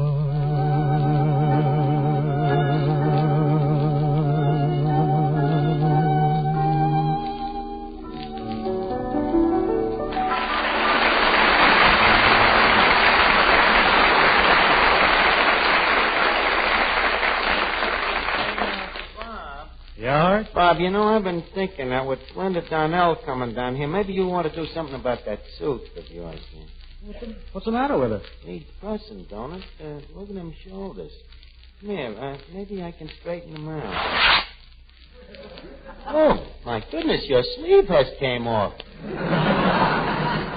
But don't worry, kid. Go down to Sam the tailor, and he'll make it look like a new suit. Tell him I sent you, huh? Okay, give me the sleeve. Fine thing. He seems upset. I wonder why. Eddie, we are really in a predicament. I hope Bob will be back from the tailor in time for Linda to give him the award. Whatever will we do? Eddie, I'm afraid that somebody will have to impersonate Bob Graham. I see what you mean. But Bob Graham, don't Miss Darnell know that he's just a college boy? So what? I may have a mature face, but it so happens that I have a student body. Besides, that'll be insurance that she will come to the policeman's ball, you see. Wait a minute, here she comes. Rah, rah, rah, Miss Darnell.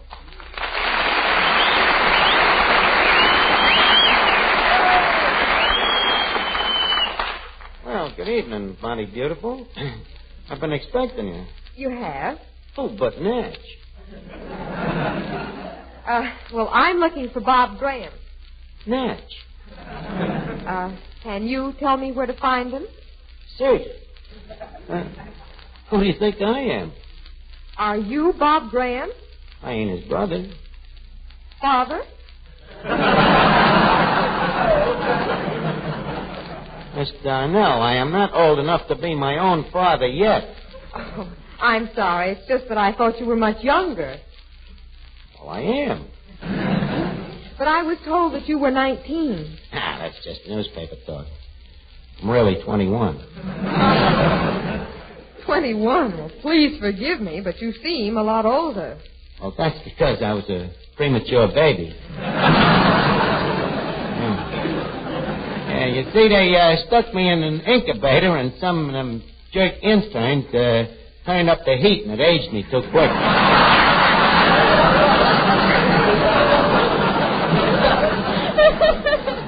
Oh, Mr. Graham. Mr. Graham. Hey, that's you. Yes, what is it, waiter? Would the lady like stuff, please? Good suggestion, waiter. What would you like, Miss Darnell? Some soup, maybe? Well, how is the soup? Yeah, it must be good. It's been held over for 3 weeks.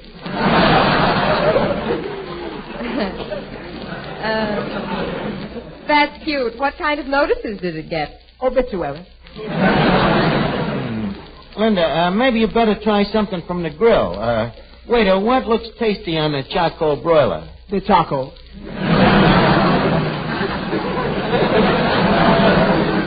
Just a second. What kind of talk is this for a waiter? Why, if I was managing this place... Now, wait a minute. Wait. Now, you don't know nothing about managing this place because you was Bob Graham, the singer, right? Right. Well, how do you expect me to know anything about waiting on tables? Me, Duke Ellington.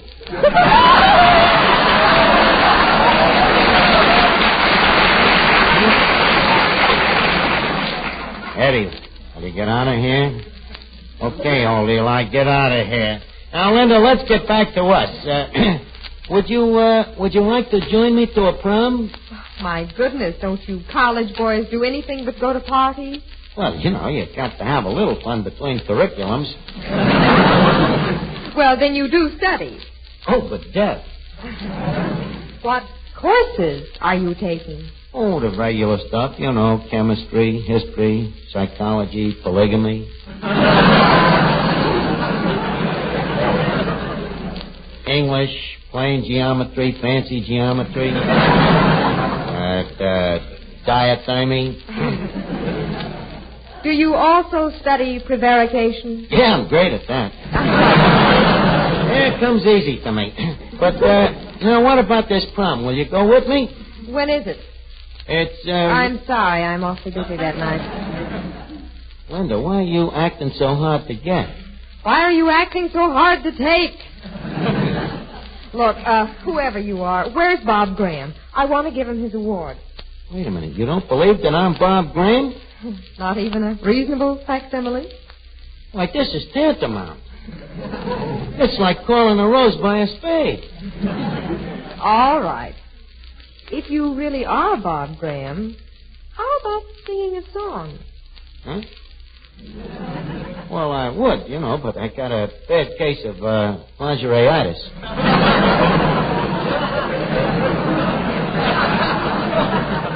You get it running around the house in your underwear.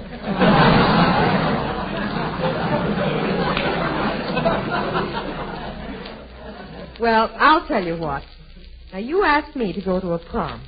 I'll do it on one condition. What? Sing a song and prove who you are. Mm-hmm.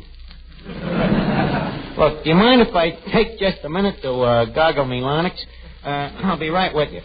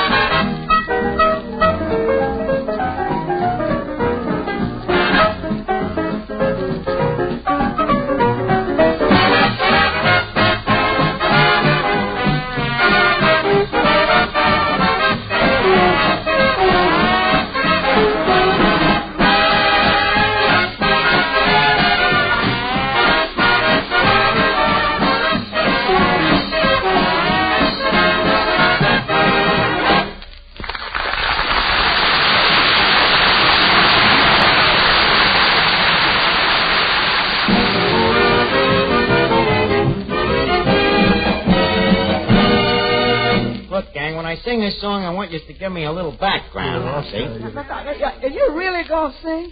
Well, I'm in a spot, Eddie. She won't go to the cop's ball with me unless I can prove I'm Bob Graham. So to prove it, I gotta sing. The hard way, huh? Wait a minute, Eddie. It won't be so bad, you know. Maybe I ain't no Graham. No Graham? You is even crummier than the cracker of the same name. Never mind the wiseacres, will you? You guys just give me a background. Okay, I swear with you. Me. No. That's enough, Finnegan. That's enough, Finnegan.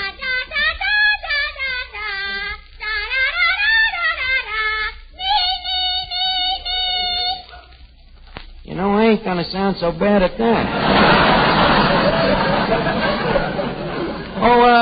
Miss Darnell, what song would you like to hear? Well, what song do you know? Well, I have a little number that I wrote myself called Leave Us Face It.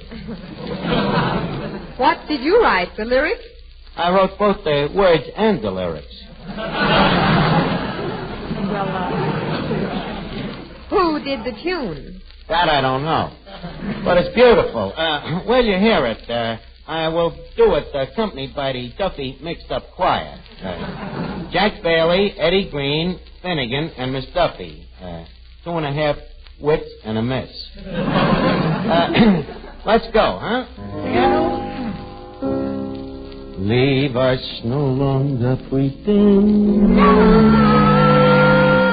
that you are merely a friend, for it is wrote in the stars above. Though we have tried to act cold, suddenly low and get hold, leave us face it, we're in love. Leave us not blush with no shame if people bandage your name. Choose an old rice or worth dreaming of. Stories like in our two eyes could win a Pulitzer Prize.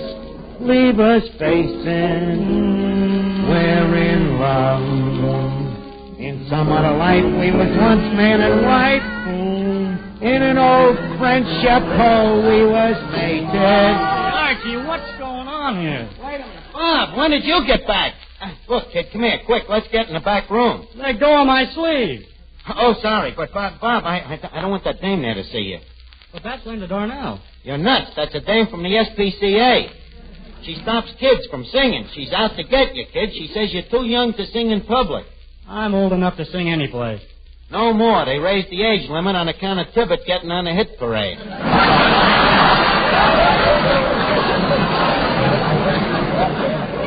Now, look, kid, you better duck.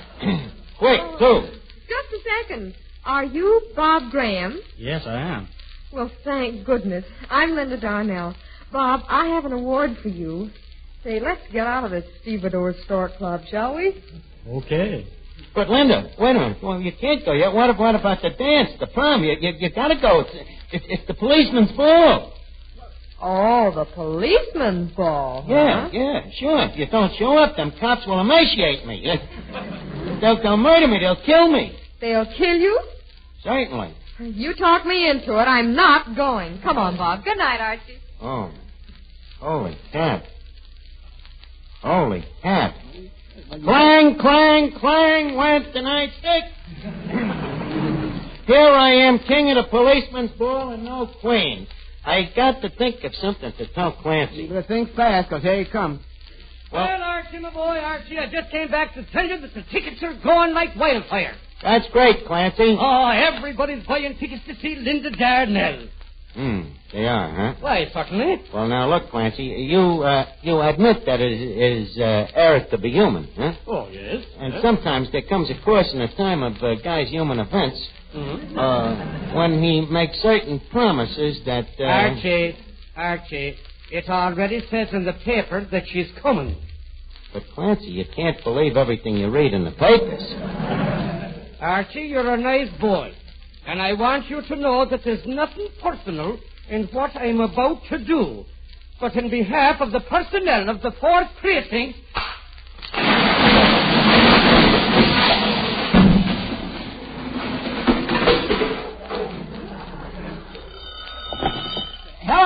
Mr. Duffy, flash! The police department has just overthrown the king.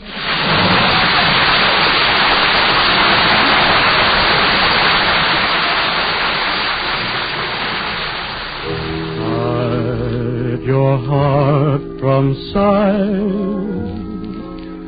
Lock your dreams at night. It could happen to you.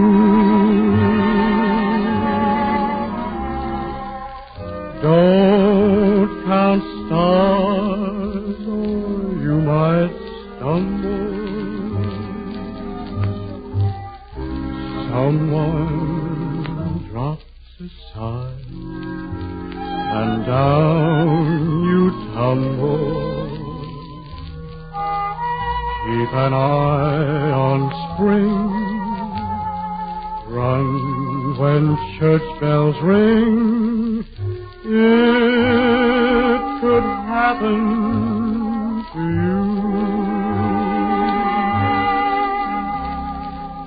All I did was wonder how your arms would be, and it happened to me.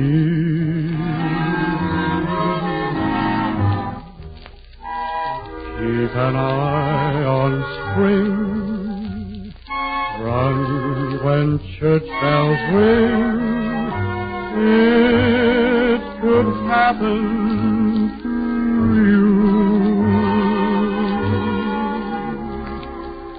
All I did was wonder how your arms would be.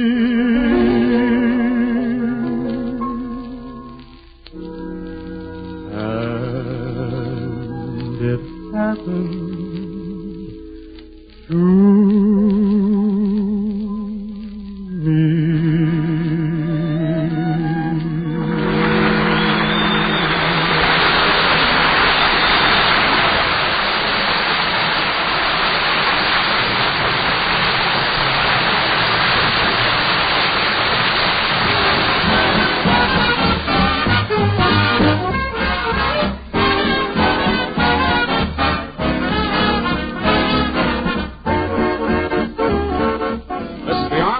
Radio Service.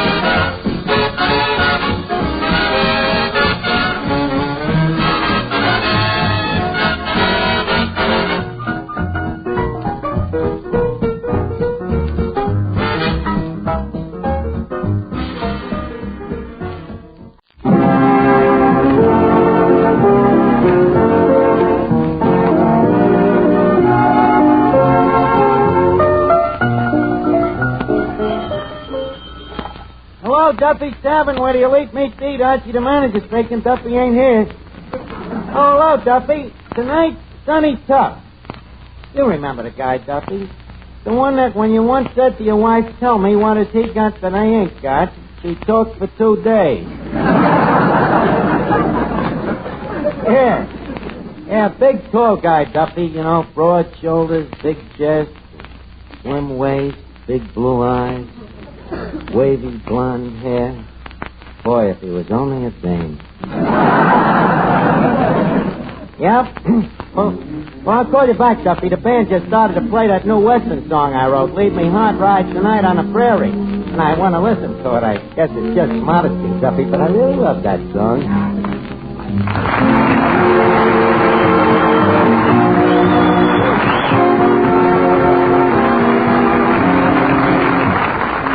Ladies and gentlemen, welcome to Duffy's Tavern. Come in and meet Finnegan, Eddie the waiter, Miss Duffy, our singer Bob Graham, Reed Reeves and his orchestra, our special guest tonight, Sonny Tufts, and Archie himself, Ed Gardner.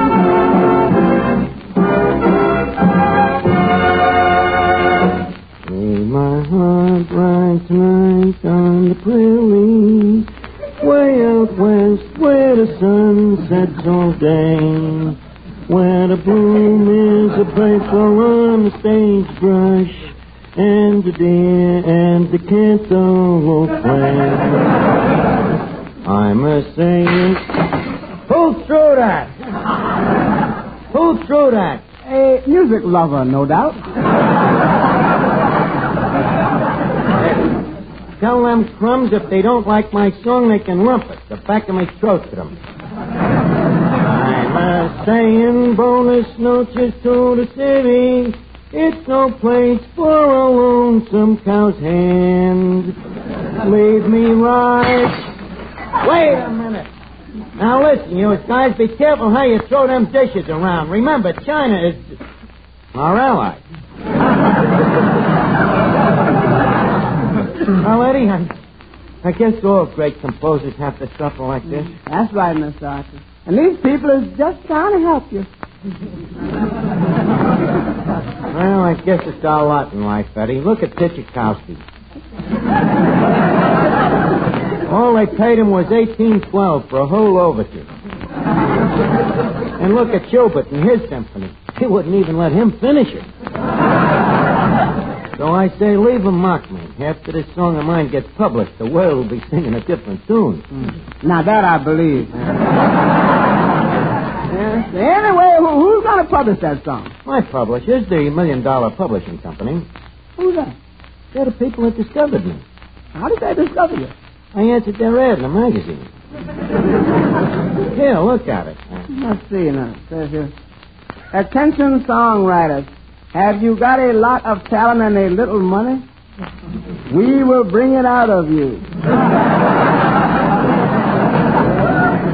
If your song is a hit, we'll know it. Remember Jada, Always, 20, Margie, all big hits, and we knew it. So don't delay. Send your song to the $1 Million Publishing Company and make $1 million tomorrow. Please enclose 15 cents to cover cost. Yeah, so sounds like a very reliable firm, doesn't it? Yes, it does.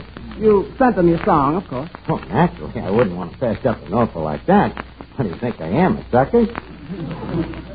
There will be a 3-minute pause while I wrestle with temptation. Well, good luck, sir. Thanks, Eddie. Boy, I hope I hear from him soon. Hard.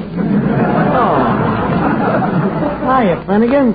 Say, that new song of yours, great song. Thanks. Keeps running through my head. Well, what's going to stop it? Nothing. Boy, what a beautiful song. Leave my heart right tonight on the prairie. Oh, the words got so much meaning. Thanks, Finnegan. Say, yours. Yeah? What's a prairie? Prairie? It's a thing out west, sort of a flat hill.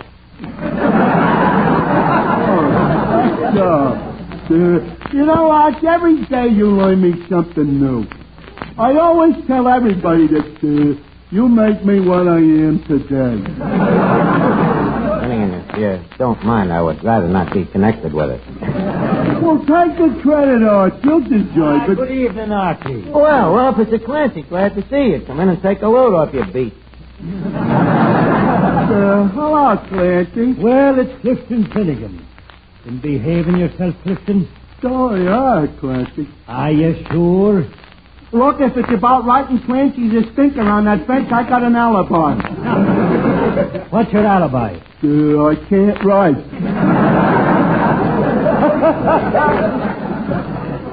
Finnegan, I get a kick out of you. Bless your little brain. You know, I was with your father the night you came into this world. You what? Yes, sir. And 5 years later, he called me up and he said, Clancy, it's a boy.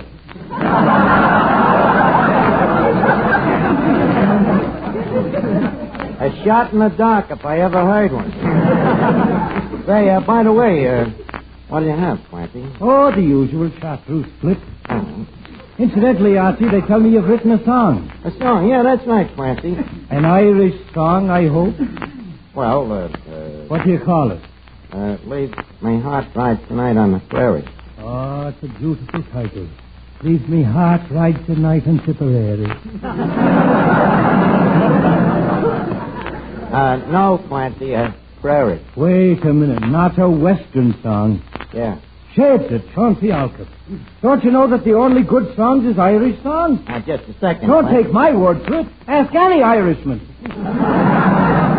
Clancy, I ain't saying there's nothing wrong with Irish songs. Mine just happens to be a Western. Well, then the least you can do is to give it a little Irish flavor. All right, I'll call it Take Me Back to My Boots and My Kushla. I'll write another one called The Playboy of the Irish World. That'll make you happy.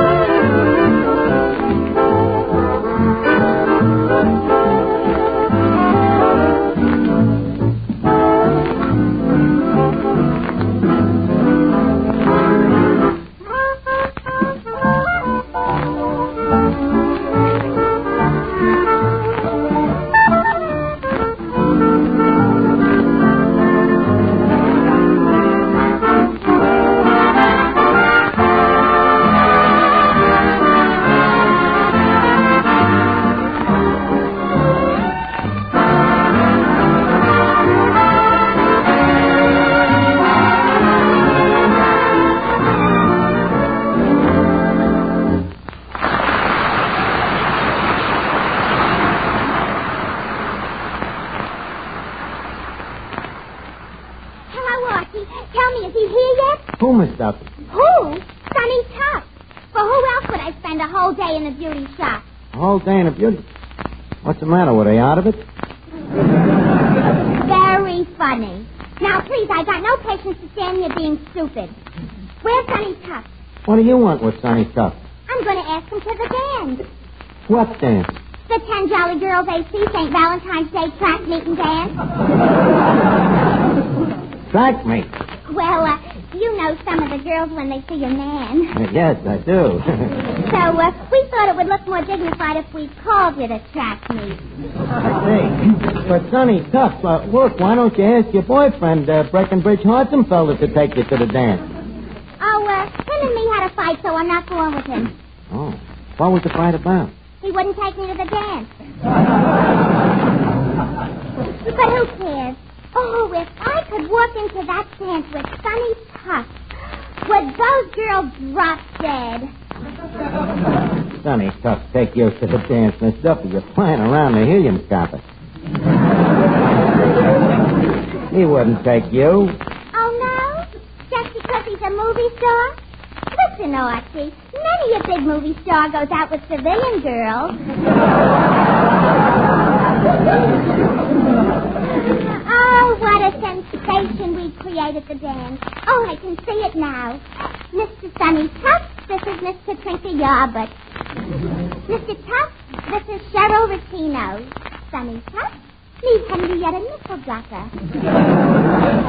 I notice poor Tufts is so shocked he ain't saying a word. Henrietta Nickelducker. Say, Mr. Archie, special delivery letter for you. Oh, boy, let's see, Eddie. Yep, from that publishing firm. Let's see. Dear friend and honored artist, We have received your great song and believe it will join the ranks of the immortals.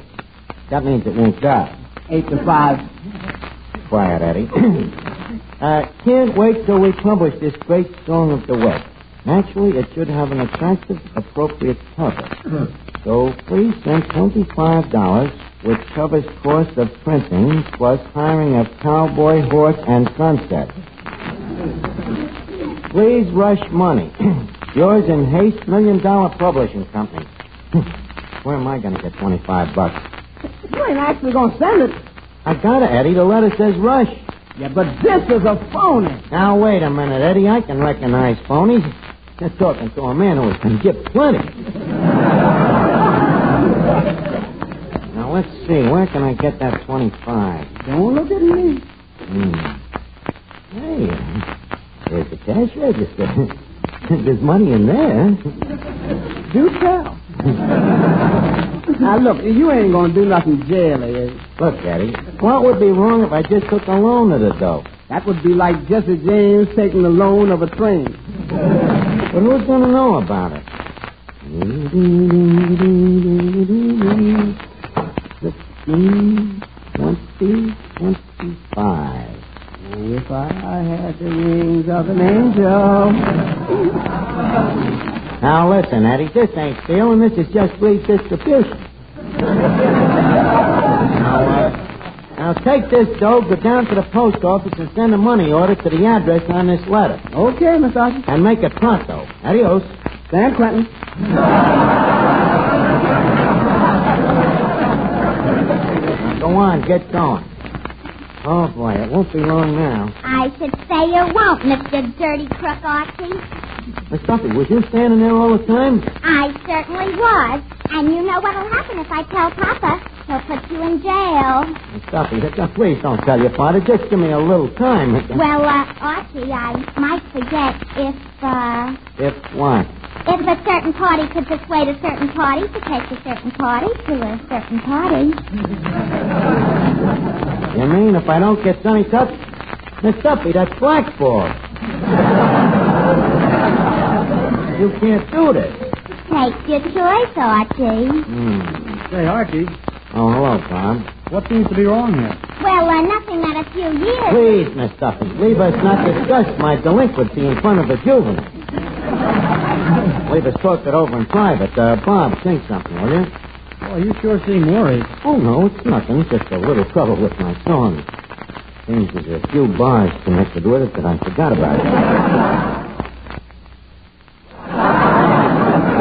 Go ahead and sing. Now, come here, Miss Duffy. Let's talk this over. Sometimes I wonder why I spend the lonely night dreaming of a song.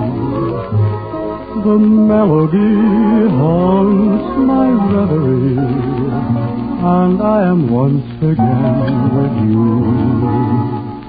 When our love was new, and each kiss an inspiration.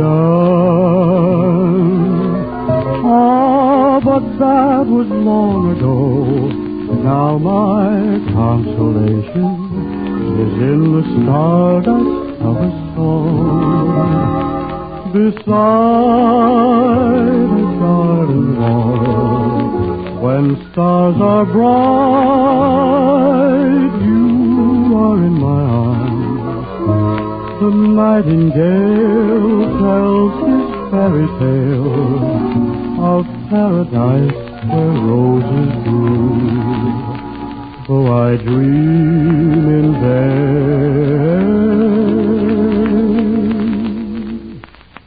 in my heart it will remain my stardust melody,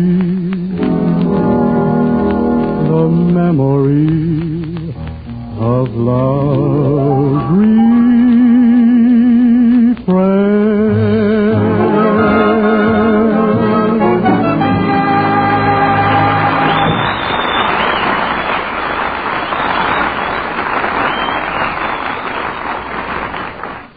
Now, look, Miss Duffy, be reasonable. I can't make Sonny Tufts take you to the dance. Archie, all I know is that if you don't, I'll have Papa put you in jail for 20 years, and when you get out, he'll fire you. Well, look, the guy's a society guy in a movie star. Oh, Archie, here he comes. Sonny Tufts.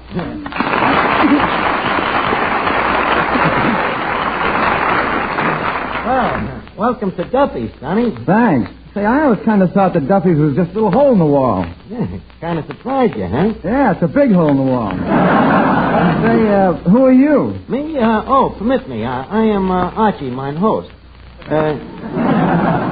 I manage the place, take care of the customers. Sort of a major domo. Naturally, we don't serve minors. Say, what a big guy you are. How's the air up there?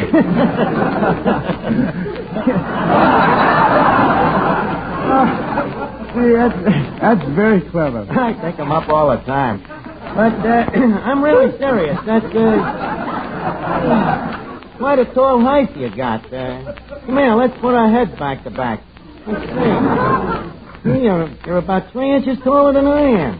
Well, that's just because you're 3 inches shorter. Hey, you're clever, too. We're alike in a lot of ways, Sonny. Oh, well, nobody's perfect. No, I mean it, really. We're like two peas on an egg. You got a strapping physique, and I got a strapping physique. What would you do if the strap broke? Now, Sonny, please, don't judge me physique by the way that I'm built.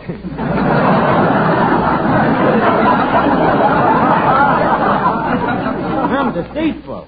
How much do you weigh? 110 pounds, and not an ounce of it fat. All bone, eh? Yeah. Just take a look at his chest. Where? Oh, there, behind the belt buckle. Very droll. Mr. Tufts, in these quips of yours, do I detect a slight tincture of jealousy? No, it's not that. It's just that to me you seem more like the frail type. Frail type is right. The frails love me. Yeah. You know that Betty Hutton you work with? She's coming all the way down here to see me next Friday. Really? You gotta get some rest.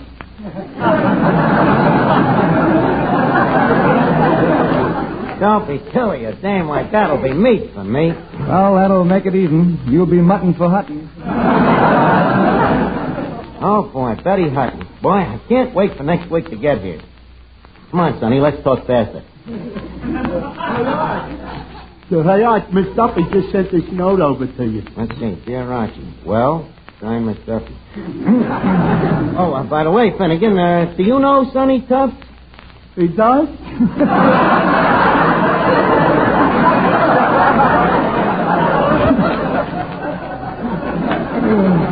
Finnegan, this is Sonny Tufts, the movie actor. How do you do, Mr. Tufts? Say, you look much taller standing up than you do on the screen. Well, you see, they photographed me shorter so my head won't hit the soundtrack. That's... How do they make you shorter? They put me on a diet, shortening bread. It's a coincidence. Finnegan eats cracked wheat.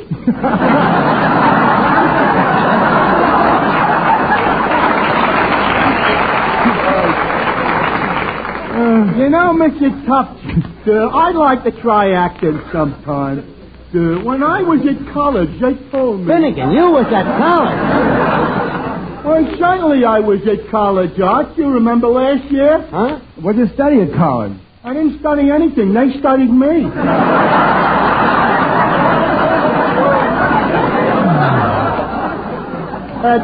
Anyways, Mr. Tufts, Mr. Tufts, I really think that you're very... Look, just call me Sonny. What was that? Just call me Sonny. Yeah, that's very nice of you, Sonny. You can call me Daddy. What a charming family. Lovely people. Say, incidentally, Sonny, speaking of beautiful dames, get a load of that beaut over there. Where? Right over there, next to the cash register. Oh, yeah. She's the one without the keys. Yeah. A wonderful dame. Would you like to meet her? Not at all. Good. Outrageous.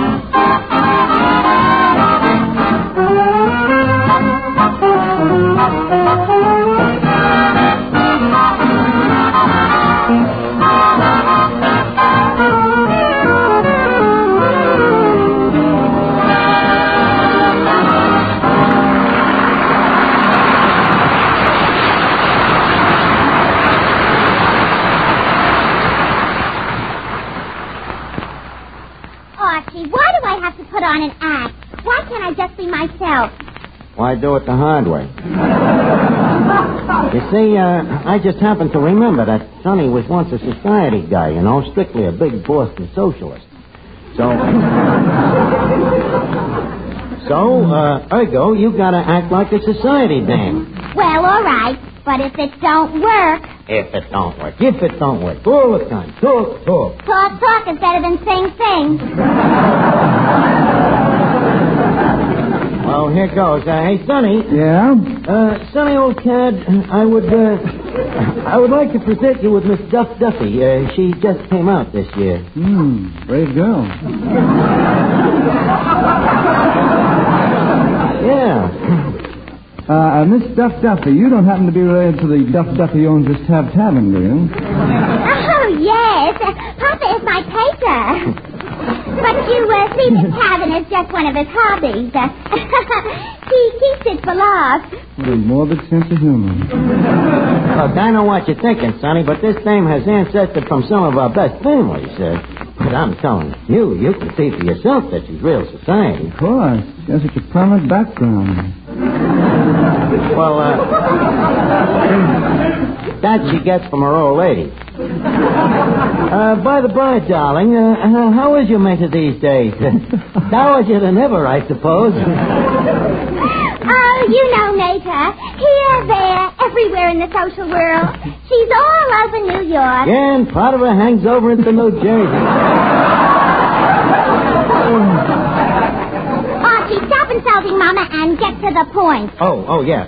Say, incidentally, Sonny, Miss Duffy's sorority is giving a dance. You may not believe it, but she hasn't got a date for it yet. I believe it. Say, why couldn't Sonny here take you to the dance? Well, yes, why not? Yeah. How about it, Sonny? When is it? St. Valentine's. By George, I can make it. Why not? On account of a previous engagement, which I'm sure I can arrange. Wait a minute, Sonny. You gotta take the dame. There's a thing I can't tell you about, but if you don't take her, it means that I go to jail. Well, why don't you take herself then? Take her yourself then. She wants you. Arch, you take her. Just like you said, you know, we look so much alike. You'll never know the difference, kid. I hoisted by my own petard.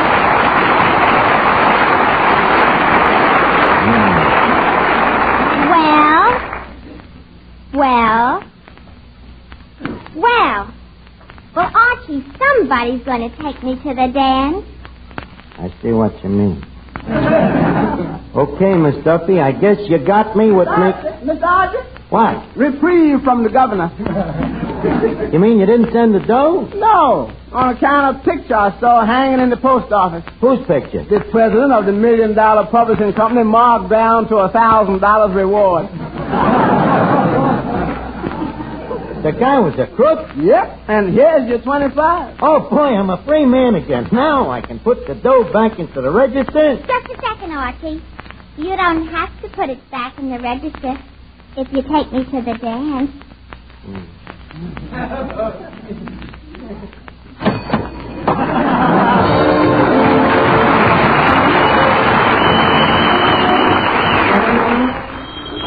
Duffy's Tavern. Hello, Duffy. Yeah, that's right. Next week, Betty Hutton. And you know, Duffy, tonight Sonny Tufts said that I'd be mutton for Hutton, but who cares? I'm a glutton for mutton. See you next Friday, Duffy.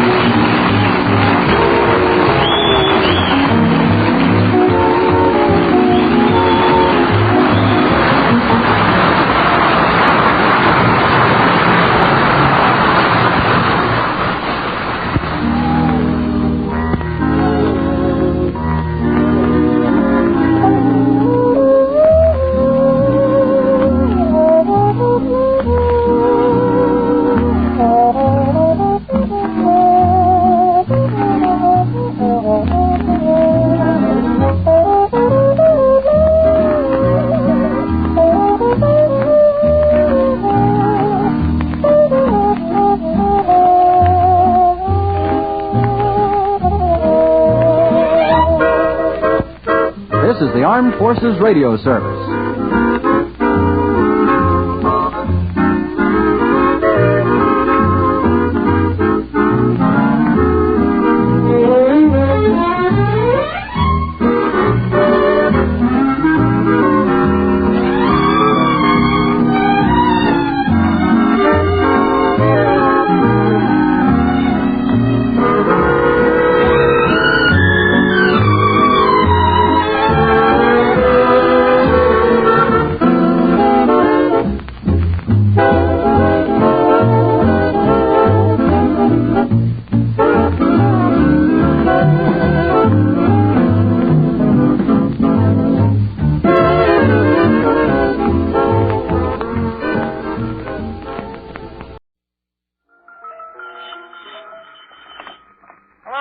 Tavern, what do you leave me? Deed, Archie the manager speaking. Duffy ain't here. Oh, hello, Duffy. Beautiful night, huh? Yeah, I hardly feel like moving. Yes. Wasn't it delightful today? Yeah. Yeah, old Sal sure felt great. Yeah, he says the sun helped his arthritis. Today I seen a robin. And this morning, Duffy, I seen the first geranium peeping out from behind the ear of the junk man's horse. That reminds me, Duffy, I gotta get some new clothes. Well, the trees is garbed and no leaves, the flowers is garbed and no petals. Everything has no garbage except me. Huh? What? Duffy, on $15 a week, I couldn't even make one end meet. Certainly, when I tell people what I make, they laugh at me. I should be glad I'm bringing happiness into the world, huh? Now, look, Duffy, I'm warning you. There's an old proverb that says you can lead a camel to water, but if you try to make him drink through a straw, you break his neck. Well, this is the last time you're going to make a camel's back out of me. I trust you. Good day, sir. That Duffy, that cheap miser. That dirty Simon McCree. That done great. Eddie, you know something? What? I'm a dope. I ought to go to a doctor and have me head examined. Well, why'd you do that? The doctor won't find nothing. You're not kidding. I'm a dope. A 14-carat sterling silver grade A prime rib on a half-shell dope. I ain't arguing. What a sucker I've been. Letting that Duffy work me 16 hours a day, 7 days a week, taking his abuse, letting him treat me like dirt. And for what? A lousy $15 a week. Oh, why don't you go work some other place? Well, I would, but I hate the thought of starting at the bottom again. Believe me, I'm through being a sucker. From now on, I'm getting tough. Oh, tough, huh? Yep, from now on, it's going to be a complete transfer from Moses. Yes, sir. If you ain't tough, people push you around like a petunia. Even your friend. Good old Archie. He'll do anything for you. Hey, Arch, can you let me have 5 till Tuesday? Hey, Arch, can you let me have 5 till Friday? Yeah. You lose a lot of nickels that way. Yeah, but they ain't gonna push me around no more, Eddie. Duffy or nobody. From now on, you're talking to a revolting man. Hello? So it's you, huh? Now listen, Duffy, from now on I ain't worrying no more about yours truly. From now on I'm worrying about my own truly. Now look, Duffy, here it is straight from the shoulder. Duffy, either you either or else. What? Now wait a minute, Duffy. Duffy, you just can't go firing people without malice aforethought. Well, Duffy, let's talk this over. You see, when I said that about the raise, I was kind of kidding, and you... Hello? Hello? Well, I guess I told him. Oh, you're a hard man, Miss Archie. Yeah. You know, for the first time in years, his voice started shaking when he called me a bum. I got his number. From now on, I handle everybody the same way. Nobody pushes me around no more. Hi, Arch. What do you want, Finnegan? I just got a letter here. Will you do me a favor and read it for me? Why don't you read it yourself? Arch, you know that question always embarrasses me. Oh, so because you can't read, I gotta read it for you. Let's let Archie do all the dirty work. He's a sweet guy. Let's leave him read everybody. Hey, Arch, what's the matter? What did I do? Listen, Finnegan, you might as well know it. I have developed a new attitude towards the human race. What's that got to do with me?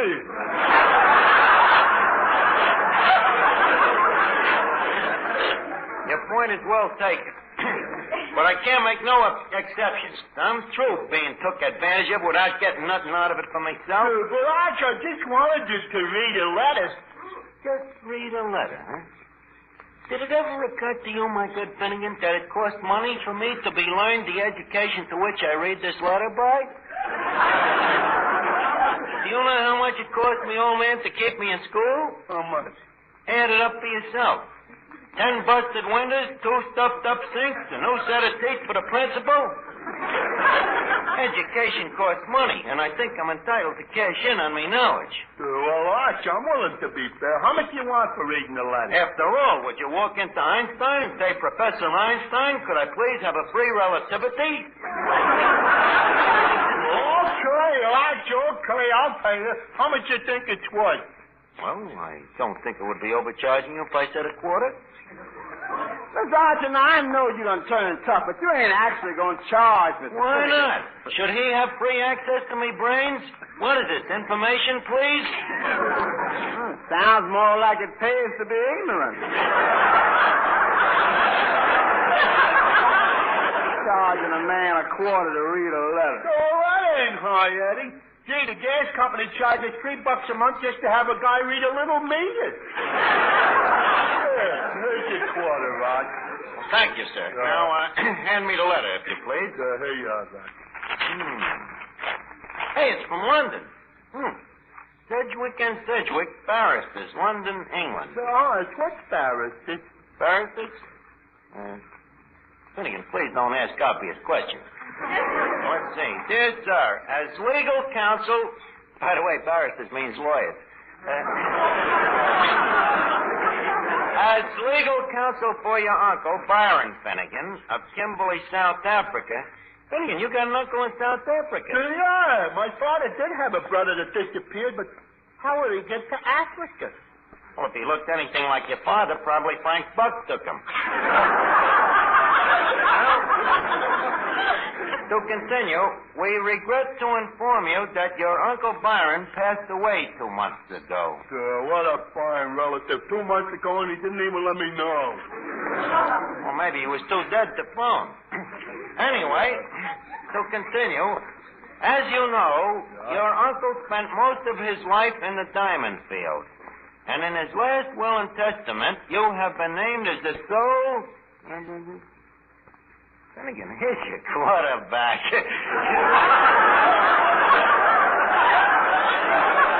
I was only kidding. Let's see. In his last will and testament, you have been named as the sole heir to your uncle's estate, which consists of his highly prized gems from the diamond country, which will arrive in New York very shortly. Holy cat, gems from the diamond country. Finnegan, your uncle has left you all of his diamonds. Daddy, did you hear? Finnegan is a millionaire. Congratulations, Mr. Finnegan. Yeah, Finnegan, congratulations. Oh, boy, a millionaire.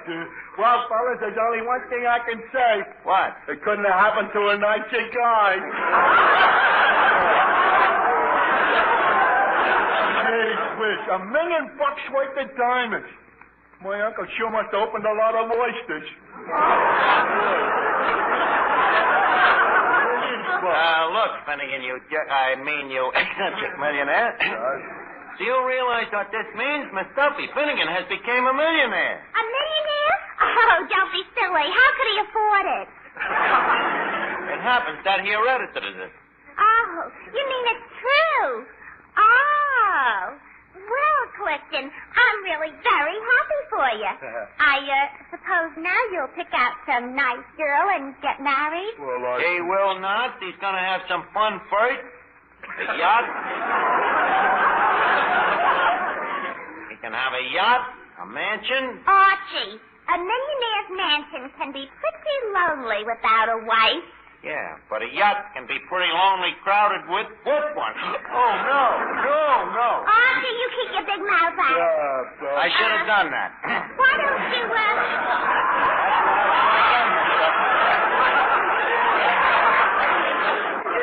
Well, you do it.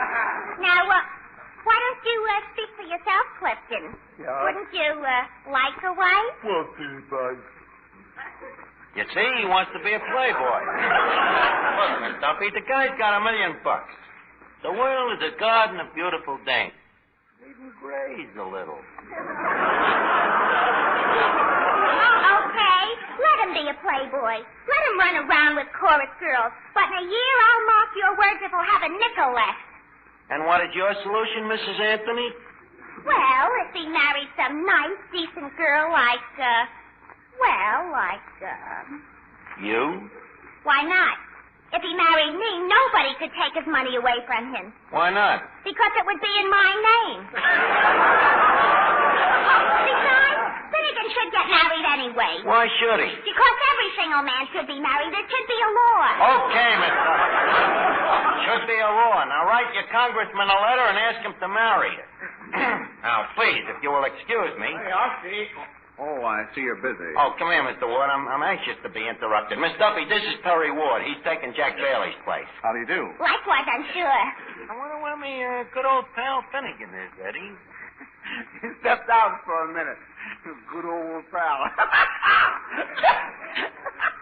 And why the guffoon? Hey, you was going to be so tough. You treated Finnegan like dirt till you found out it was pay dirt. Listen, Eddie, I'm still plenty tough, but you want me to be tough with a sweet guy like Finnegan? It couldn't be that you was planning to appropriate some of that million. Appropriate? Yeah, F-T-E-A-L, appropriate. You don't even know how to spell. Now look, Eddie. Finnegan is a friend of mine, and I think it is only proper and fitting that I should help him with his investments. I think it would be nice if we found some business-like deal we could go into together. His money, my brains. Sounds business-like. Assets, liabilities. Well, hey, what you going to invest in? Well, I ain't decided yet. Oh, well, here's our little millionaire back now. Finnegan, how does it feel to be rich? Well, I don't know if I like it, Arch. Already people are starting to overcharge me. Yeah? Yeah. When I was poor, I always used to pay a nickel for lollipops.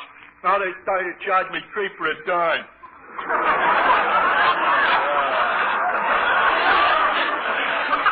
Making an all-day sucker out of you, huh? Well, good evening, boys. Say, Archie, is it true what they're saying about Finnegan? Yep, that's right, Officer Clancy. Finnegan's a millionaire. Well, rid me of measles and call me Dick Tracy. Yep. He's filthy with lucre. Yeah. Looks like I'm going to have more money than brains. That you had when you was broke. But I'm glad to hear about your good luck, Finnegan. Have you told your dear parents yet? No, I'm going to surprise them when the diamonds come. Hey, Arch, when do you think I'll get them? Be patient, Finnegan. They're coming all the way from South Africa. You know, that's way down on the hemisphere.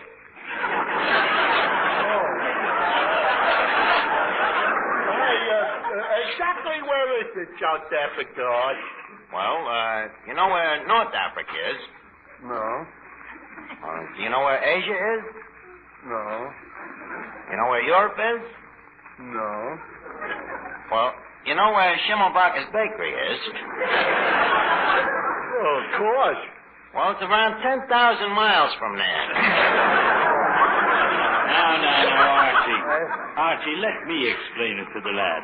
You have to be patient and understanding. Now, listen, me boy. Clancy. Now, listen carefully. Yes. Do you know where Ireland is? Ireland? No. Stupid idiot.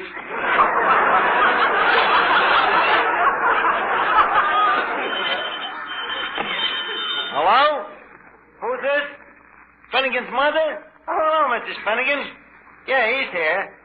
Well, you better give me the message. The telephone scares him. Huh? What? Okay. Finnegan, the diamonds, they're here. Oh, boy. Just got a card that there's a package for you at the post office. Oh, boy, I'm going right down and get it. Now, wait, Finnegan. You won't make it. The post office closes in 10 minutes. Wait a minute. Sergeant Maloney's next door and left his pool room and his squad car's parked outside. I could borrow it. But what if the sergeant comes down? Oh, he won't. He's arresting a bookie, and he always stays to place a few bets. Well, go on, Notch. Finnegan, come back here. Only cops can ride in that car. Oh. Well, there he goes. Boy, it's lucky he was here. Well, Finnegan, in a couple of minutes, we're finally going to see them gems from the diamond country. Boy, I can hardly wait. Well. Good evening. Good evening, gentlemen. Oh, it's you again, huh, Sir Heathcliff? None other. Well, Archie, as the man said when he sold the beds to Galahad, isn't this a beautiful spring night? Look, Sir Heathcliff, but I'm sorry, but tonight I haven't quite got the patience to think of a charming way to tell you that joke stinks.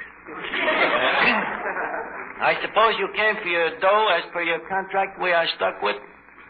That's right. 1 week's salary. $10. There you are. Would you like me to do my act tonight? No, thank you very much. Yeah, but it seems silly for me not to entertain as long as you're paying me the money. Well, frankly, we like to think of it as hush money. We'll see you next week. Huh? Right-ho. Oh, I say, Mr. Finnegan, may I offer you my congratulations? I understand you've inherited $1 million. Yeah, I have. That's wonderful. Well, every little bit helps. Yes, well, it does. Yeah. Now, I was just thinking, as a diamond millionaire, you will be mixing with the aristocracy. Perhaps I could serve you in the capacity of a social counselor. Now, just a second, Sir Heathcliff, but I happen to be looking after the said same. You? A social counselor? Oh, preposterous. Oh, yeah? Preposterous is as preposterous does. You happen to be talking to a man to whom correct social procedure comes as easy as shooting pool. Archie, what do you know of the social graces? How would you manage the hundreds of little niceties? That's easy. Dames is my meat. Well, what would you do if by some chance Mr. Finnegan were presented at court? Oh, I'd bail him out? I mean the court of St. James. Could you tell him how to address the king? Certainly, Your Majesty. And the queen? Your Majesty. And the same greeting for both. No, to the queen you tip your hat. Now, Sir Heathcliff, there is one thing I would like to ask you. What? What does a high-class Englishman say when he leaves a place? Why, he bows and says, "Gentlemen, I bid you good day." And good day to you, Sir Heathcliff. Now blow. Imagine, Finnegan, the crudity of that guy. Trying to chisel in on you when he knows I seen you first.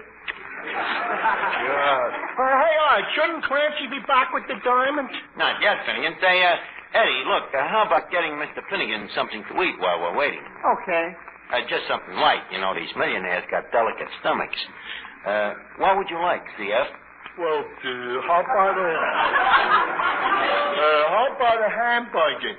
I don't know if you want to eat our hamburger. Why not? Well, you're a millionaire, and someday you'll have horses of your own. Art, I must say your help is getting rather impertinent. Don't worry, Finnegan. Maybe someday you'll have a restaurant of your own and...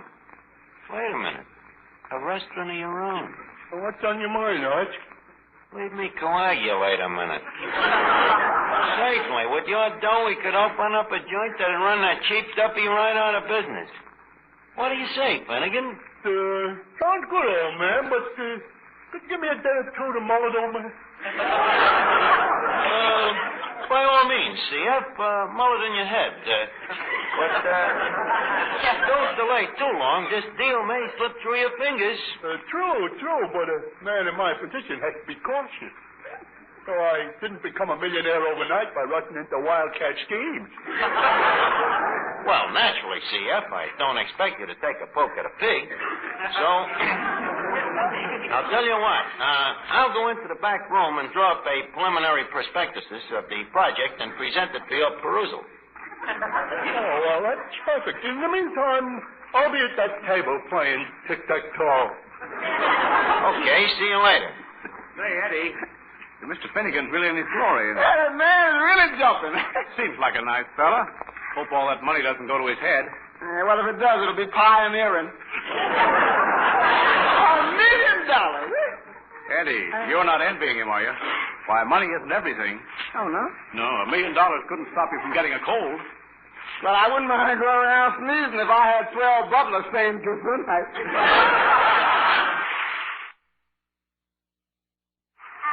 What are you doing, Clifton? Playing a little tic-tac-toe. See, you're clever. Did your diamonds come yet? No, I can't understand what's keeping Clancy the cop. Well, let's hope he gets here soon. Yeah. Gee, Clifton, I've been wanting to be alone with you all evening. Huh? Alone, do you hear? Alone. Okay, I can take a hint. I'll go. Clifton, why do you act so distant? Afraid? Oh, no. I see this. Oh, you do love me. Clifton, look. What? The third finger of my left hand. Don't you think it looks a little bare? Yeah. A what would go nice there?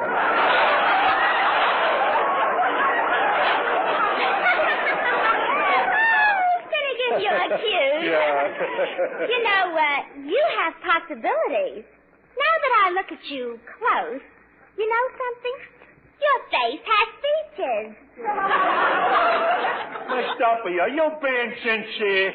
Why, Clifton, whatever do you mean? Well, it's very funny that last week when I didn't have no money, I also didn't have no features. Oh, you silly boy. As if I cared about your money. It's not your money I want. It's you. Do you understand, Finnegan? You. Duffy, what's going on here? I just can't help it. I love him. He may be your lovebird, but he's my pigeon. Please, back to the cash register. You know, you better watch out, Finnegan. This is the kind of stuff that can ruin you. Son, I'm a ruined man. Why? I like it. I know, but the Primrose life don't mix with business, Finnegan. Now, I got the plans here for the restaurant. And what a layout, see? In front, we'll have a big sign with our names on it. Archie's in. Yeah, Archie's in? Where's my name? It's there. The INN is right out of the middle of Finnegan. Oh! Yeah, thanks. Yeah. Now, here's the floor plan. You see, the place will be shaped like a round rectangle. And the inside will really be modern. Photo-eugenic eye cells on the doors, chromium cuspidors, at each table, of course, an individual flip gun. And right here in the entrance is the big piece of resistance, see? My own idea. 2 shiny wheelbarrows, a new and humane way of ejaculating drunks. A blue one, of course, for the men, and a pink one for the dames. Oh, boy, what class. Yep, that's it, Finnegan, class. And on the floor, there will be a thick plush carpet covered with a half an inch of genuine teakwood sawdust. Indirect lights, concealed mouse holes. Oh, you don't have to tell me no more, Arch. I'm sold. It's a deal. Shake on it, CF? Shake, partner. Hello? Hello, Duffy, you skunk. Huh? Well, I'm leaving you. Finnegan and me is opening our own restaurant. Duffy, it will avail you nothing to hurl epitaphs. I'm quitting you, and that's final. What? Hey, Arch. Hey, Clancy's here. Huh? Clancy's here with the diamond. He is? Hold the phone, Duffy, you crumb. Well, Finnegan, here's your diamond. Oh, boy. Quick, Finnegan, open the package. Oh, no, it couldn't be. Hey, it's your book. Gems from the Diamond Country. A collection of poems by Byron Finnegan. Oh. Finnegan, it looks like you're wiped out. Oh, Arch. Easy come, easy go.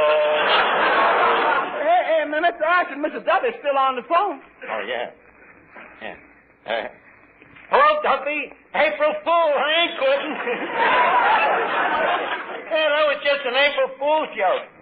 Well, me watch is slow. Now, look, Duffy, please. Please, Duffy, give me one more chance.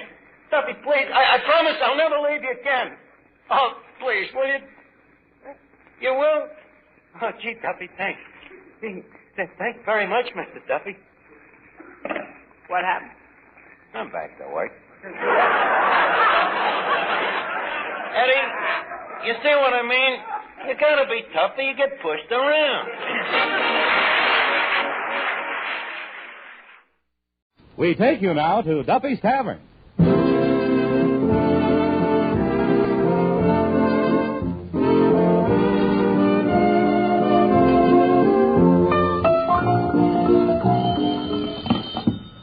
Hello, Duffy's Tavern. Where do you eat meat to eat? Archie, the manager speaking. Duffy ain't here. Oh, hello, Duffy. Tonight? Well, tell me, who is your favorite movie tough guy? Well, next to William S. Hart. No, the guy coming tonight is John Garfield. Yeah, Warner Brothers paroled him for tonight. Well, I got an idea from Duffy. Well, you see, our competitor, Grogan's Bar across the street, has been taking away a lot of our business on account of he's got a floor show there with a lot of chorus girls. Well, what have we got to equal 12 dames? Your fat wife, huh?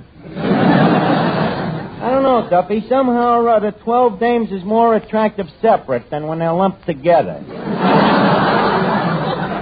Well, anyways, my idea is to start a repertory company, see? Repertory. Where the show changes every week and the cast rotates. No, not like Grogan's Dames. Oh, this will be real legitimate theater. Well, we ought to do a terrific business. Eddie's been out all day passing out circulars, and... Huh? What play are we going to start off with? Yes. No, not Oklahoma. No, not The Voice of the Turtle. No, not Life with Father. It's a play that I wrote. Now, look, operator, you mind your own business. He's a critic. I'll call you back, Duffy.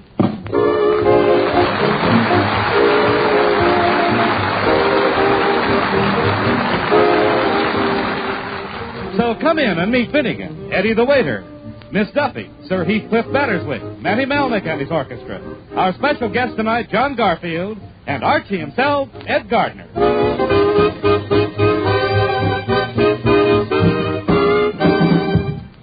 Mr. Archer. Wait a minute. You back already, Eddie? What did you do? Throw them circulars down the sewer? No, only the ones we got customers working in.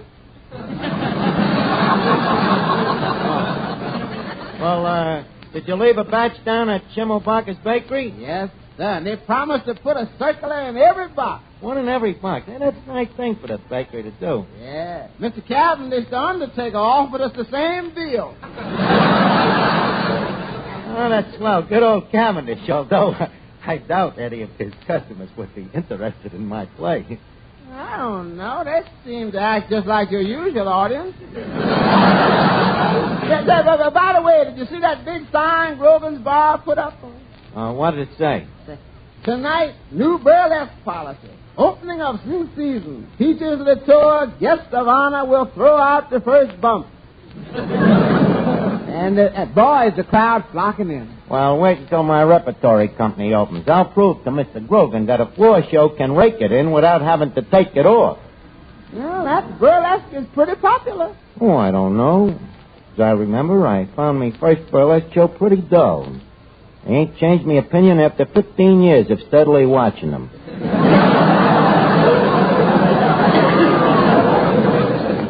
So leave Grogan do what he wants. How he runs his business don't interest me. Hi, Art. I've just been over spying on Grogan's like you told me. Oh, yeah, huh, Finnegan? Was there much of a crowd over there? I couldn't see. There was too many people in the way. Well, never mind the crowd.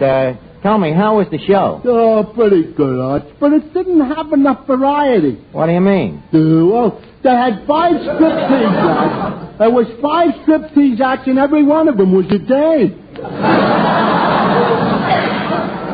Well, that's probably on account of the manpower shortage. How about the costumes, the dames' costumes? Was they any good? There was nothing to them. Oh, I felt so sorry for them poor girls. I was one of them. One of them was so cold, she just stood there in the middle of the floor and shivered all over. Well, I think it's a horrible thing. It's a disgrace. The whole show ought to be pinched. Some of the customers were sure trying, huh? Well, wait till our repertory company opens. Mr. Grogan is going to discover that the public values quality above nudity. Find out that we have a better mousetrap right here in Duffy's Tavern. Hello, Archie, my sweet. My sweet? Why so confectionery, Miss Duffy? Oh, nothing. Say, Archie, can you use an actress in your repertory company? An actress? Who? Me. Let me look at you. Turn around. Uh-huh. Now, let's see your profile. Uh-huh. Now, walk a few steps. Yeah, I guess in a pinch you could play a dame.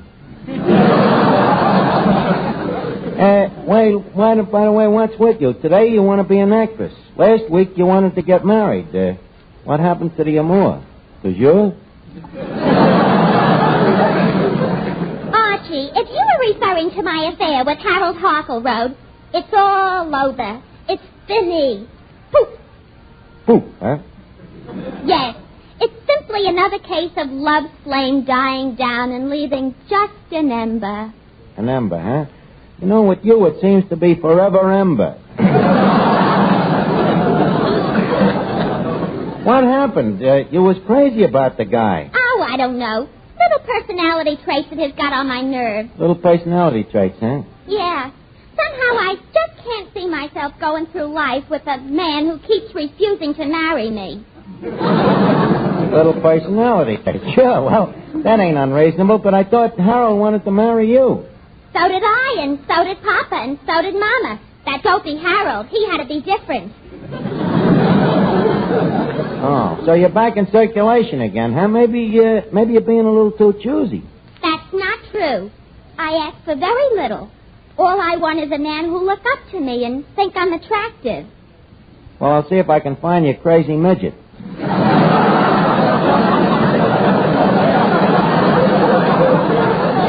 Now, look, Miss Duffy, if you'll excuse me, I got to get my play ready. Now, John Garfield will be here soon. John Garfield? Is he coming here tonight? Yeah. Well, I'll see you later. Yeah. She's going to get her play ready.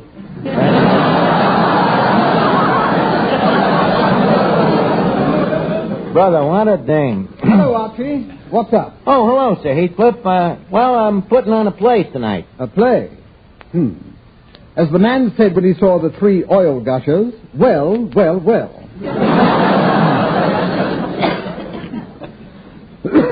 Archie, may I put my dramatic talent at your disposal? Thank you. I'll be glad to dispose of it. In other words, Heathcliff, I cheerfully reject your offer. I can't understand you, Archie. As Betty Grable said to her garter, you should snap at this.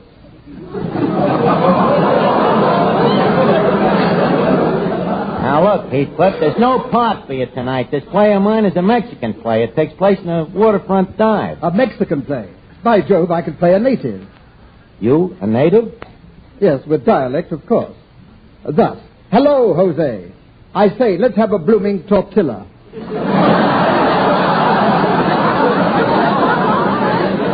Now, look, Mexicali Rose. The answer is no. Very well, if you want to turn down a man who was the greatest Hamlet in history. Alas, poor Yorick, I knew him. Now, please, Heathcliff, not that. Let him go on, Archie. It's a beautiful speech. Alas, poor Yorick, I knew him. You knew him, too. There are more New Yorks around here.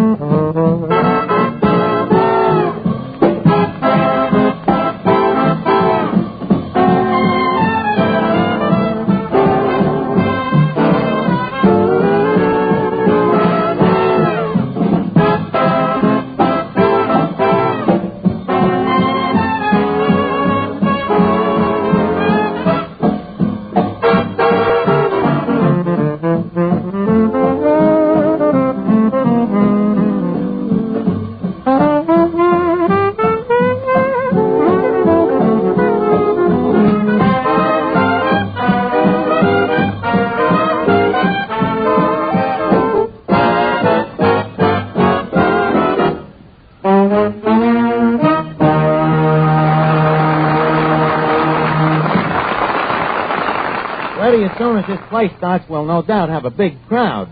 What have we got to feed them? Oh, all we got left is hash. Hash? Holy cat. Well, not holy cat. There's some beef in it.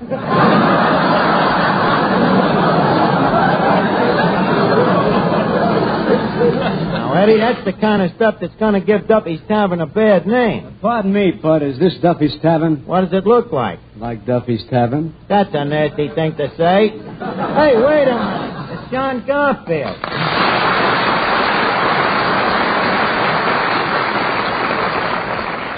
Well, welcome, Mr. Garfield, and may I sincerely eschew you that it is a great umbrage to distinct you this place with an actor of your ilk and posterity. Holy smoke, this is something I never seen before. What? A guy bumping off a language. Now, wait a second, Garfield. You have already insulted both me and the joint, and you ain't been here for more than 30 seconds. What's the record? I see this man has a biting tongue. you ain't careful, I'm going to bite it. Now, look, John, leave us have a little more noblesse oblige. After all, this place ain't no ordinary dump. Well, I can see it ain't no ordinary dump. That's right. It's the first one I've ever seen where the rubbish gets up and walks around. John, they're my customers. And, incidentally, among them is a lot of guys in your own field. Oh, actors? No, convicts. We're going to brandy insults. I can witticism it to myself. But what do we want to fight for? Come on, sit ye down and have a bite to eat. Eat? Here? Say, that might be the answer. Now, look. Look, Garfield, you ain't going to start that stuff again. I'm sorry, Archie. Certainly, we shouldn't start insulting each other. We should be friends. After all, you and me is so much alike. Now you're starting it. No, I mean it, John. You got a lot of my qualities. A lot of the things I got. What? Well, your rugged good looks, your debonair manner, your sophisticated charm. Well, how about my New York accent? Well, you got to remember that I was raised careful. But aside to that, we're alike as two bricks in a hut. John Garfield! John Garfield! Well, what a pretty speech. And who, pray tell, fair lady, are you?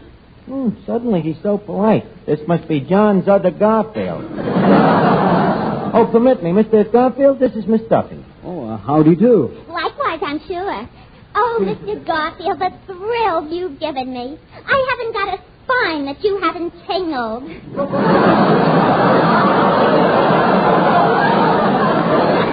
Oh, Mr. Garfield, you're absolutely wonderful. Well, this girl makes sense. Go ahead, sugar. Did you see me in Destination Tokyo? Great, huh? Destination Tokyo?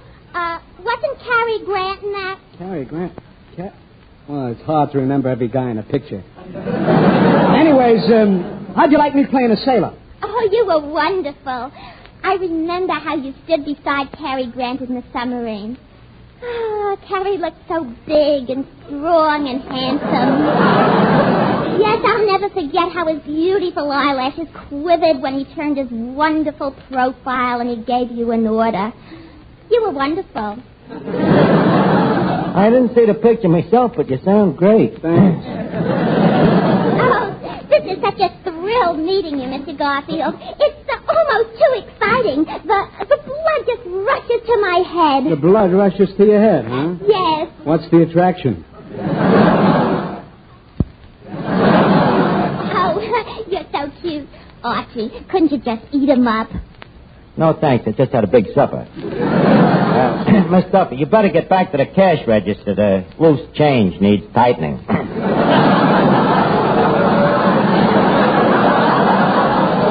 That, Archie. Well, I'll see you later, Mr. Garfield, in the play. Play? Archie, what play is she talking about? Well, it seems there's a play we're putting on here tonight. Who wrote it? Certain very brilliant and talented young chap. You, huh? You notice the resemblance? Yes, John, among the other talents, I also number the art of drama surgery. I've heard about your plays. Do you write the way you talk? Even better. This latest play is really great. It's life in the raw. Hi, buddy. You John Garfield? Yeah. I got you, rat.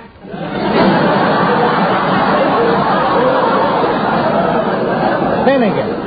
What's your matter? Please, watch your language. Mr. Garfield ain't really a mug. I know, Arch, I know. I was only kidding. After all, I'm a man of the world. Yeah? Which one? Got up, boy, Johnny. Kid me back, but no fooling. I'd love to be in one of them gangster pictures shooting off them machine guns. Boom, boom, boom, boom. Boy, what fun. Oh. Nah, not so much fun. Those machine guns are murder. Even if firing them in pictures is enough. Well, it's enough to make you wince. Mr. Garfield, I don't know the meaning of the word wince. Brave guy, huh? Oh, I just don't know the meaning of the word.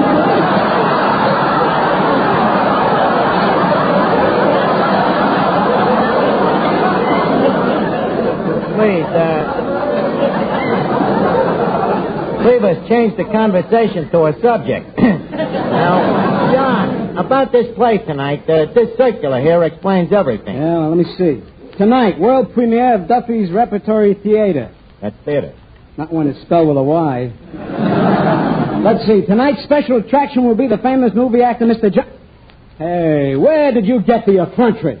I copied it off a poster. Yep, this will be a great break for you, John. Now, look, you barroom Belasco. Just a second. Hello? Hello, Duffy. Well, wait a minute, I'll see. Eddie, how many customers is here? Let's see, there's 1, 2, 3, 3. Hello? 64. Huh? Okay, we'll start the play right away. Here, John, now here's the play. Look over your part while I round up the rest of the cast. I'll be right back. Now, wait a minute. Now, don't worry. You'll be great. I'll be right with you. Let's see. A drama of the waterfront entitled Fish and Fantasy. That jerk. Yeah, I got an idea who you mean, Mr. Garfield, but don't get upset. Well, where does that Archie get his gall? Oh, Mr. Archie ain't bad. He got nerve and brass and gall and, yep. Well, the answer is you're going to act in this play. Did you read it, Eddie? Uh-huh. How is it? Well, I'll tell you. It's the funny thing about Mr. Archie's plays. They look pretty bad at first, but when you get halfway through them, you realize they're worse than you thought. Then if you grit your teeth and keep going, when you come to the last line, brother, what a grand and glorious feeling. How do I get into these things? I think Warner Brothers must have made me stir crazy.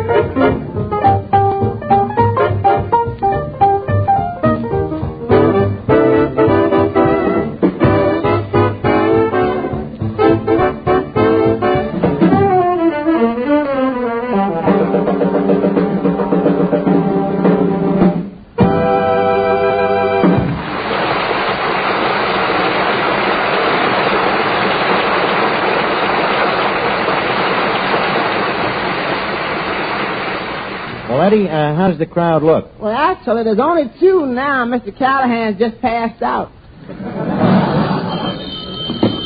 Hello, Duffy. Huh? 123 people. Yeah, hey, fellas, whoop it up a bit like a mob. Okay. Finnegan, hit the register.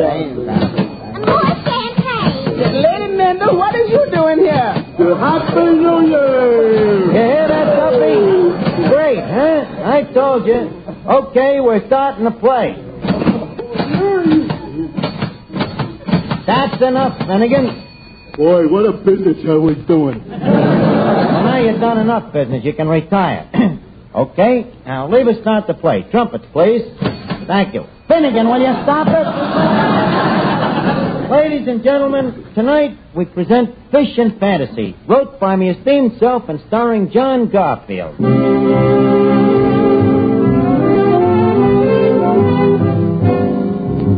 I've seen a shabby waterfront dive in a little town on the coast of Mexico. Here, fishermen come to sit around drinking their fiery tequila.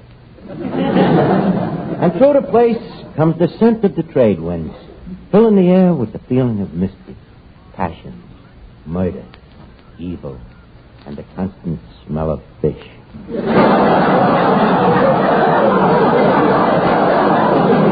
But now, leave us meet our characters.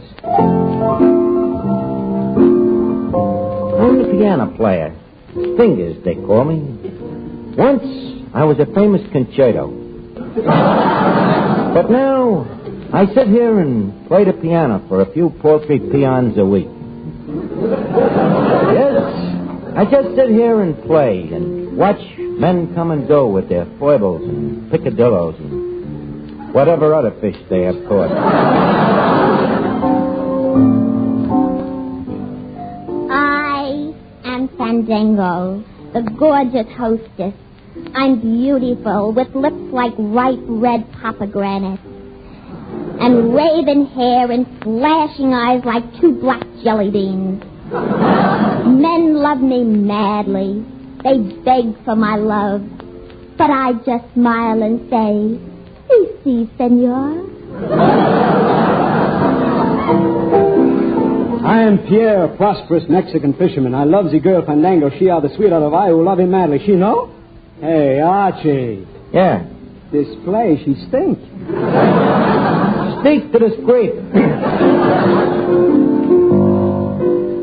Hello, Fingers. Oh, hiya, Fandango. Match. Catch. Oh, missed. Butterfingers. What's the matter? You, act nervous, Fandango. What's on your mind? I don't know. I'm thinking of America. You know, Fingers, I'm beginning to miss the States. Yeah? Funny. With me, it's the cities. Oh, well. When you're a guy like me, you learn to philosophize. Say, Fingers, tell me something. Yeah. You sit there at the piano all day and all night. What do you think about? I often wonder.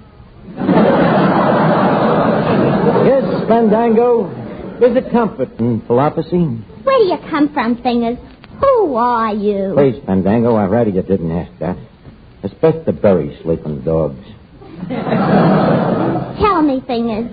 It'll be our secret. Well, sir, once I gave concerts all over the world. Vienna, Budapest. Sitting at me Steinway, dressed in me black tie and white tails. My nickname in them days was Harvey the Rabbit. I remember them places, the places ringing with clapter. Paris, Moscow. Wait, you are not... Yes, I am Laszlo Helter-Kolovich. You were the great Helter-Kolovich? None other. But what happened? Drink, women, gambling, Monte Carlo, the slot machines. Now, here I am, a member of the Dregs. Was there a girl? I'd rather not speak of her. It wasn't meant to be. She hurt you. It wasn't her fault. She was royalty. I have pheasant blood.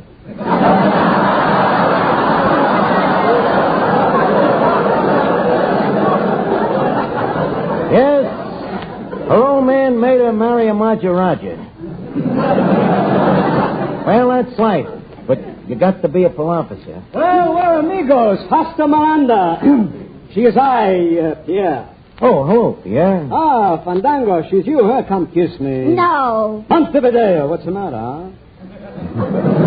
Here I am, a great fisherman, in this bag on my shoulders I have a 200-pounder mackerel, a 50-pounder tuna, 60 flounders. Why you don't want to kiss me? I don't know. There's something about you. Sacramento, you turning me down, a man who catch you 400 pounds of fish? That's a whole of a catch. Fandango, why don't you marry Pierre here? I hate him. Azusa, you love Fingers, huh? I kill him. Look out, Fingers. He's got a gun. Semper Fidelis. Hi, guy. If she can't have she, nobody else she have him. Stand back. Missed me. But I don't mind. That's philosophy. But this time I get you. Ouch! It got me. Well, Fandango, I guess this is curtains for Fingers. What goes on here? So I am the prefect of police. I heard a shot here. Fingers, who shot you? I ain't talking. Well, I'll find out who shot you. Let me think. Hey, you with that smoking gun in your hand. Yeah. What are you trying to do, start a fire? Oh, I'm going out to check up. I'll be back. Say, Fingers. What? Sorry I have to kill you, kiddo. No hard feelings, Pierre. It's just the breaks. You got to be a philosopher. Wait. Fingers. thing is, before you go, there's something I've got to tell you. What? I am her daughter. You? Bertha's daughter? You, the daughter of the woman I love? Yes. My real name is Mercedes de Monticello Schmollhausen. Oh, this is too much. Wait, just a second. Let me look at your arm. Here. Eat good cat. The Monticello Schmollhausen vaccination. So you are Bertha's daughter? Yes. The daughter of Bertha de Monticello Schmollhausen meets and loves the great concerto, Laszlo Heltakalovich in Mexico, just as he is dying. Yes. What a small world. Well, heavens to Betsy, I guess you got to be a full officer.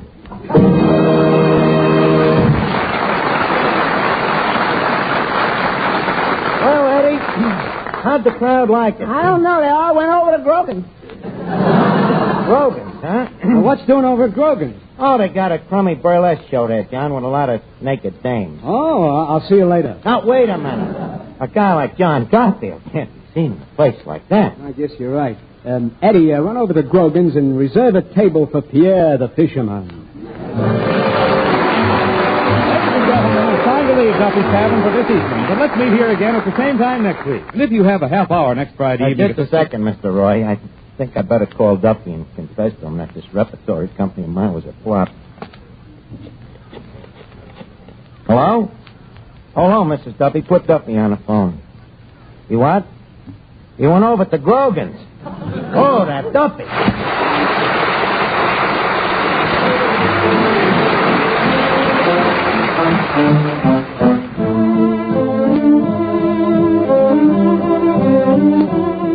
This is the Armed Forces Radio Service.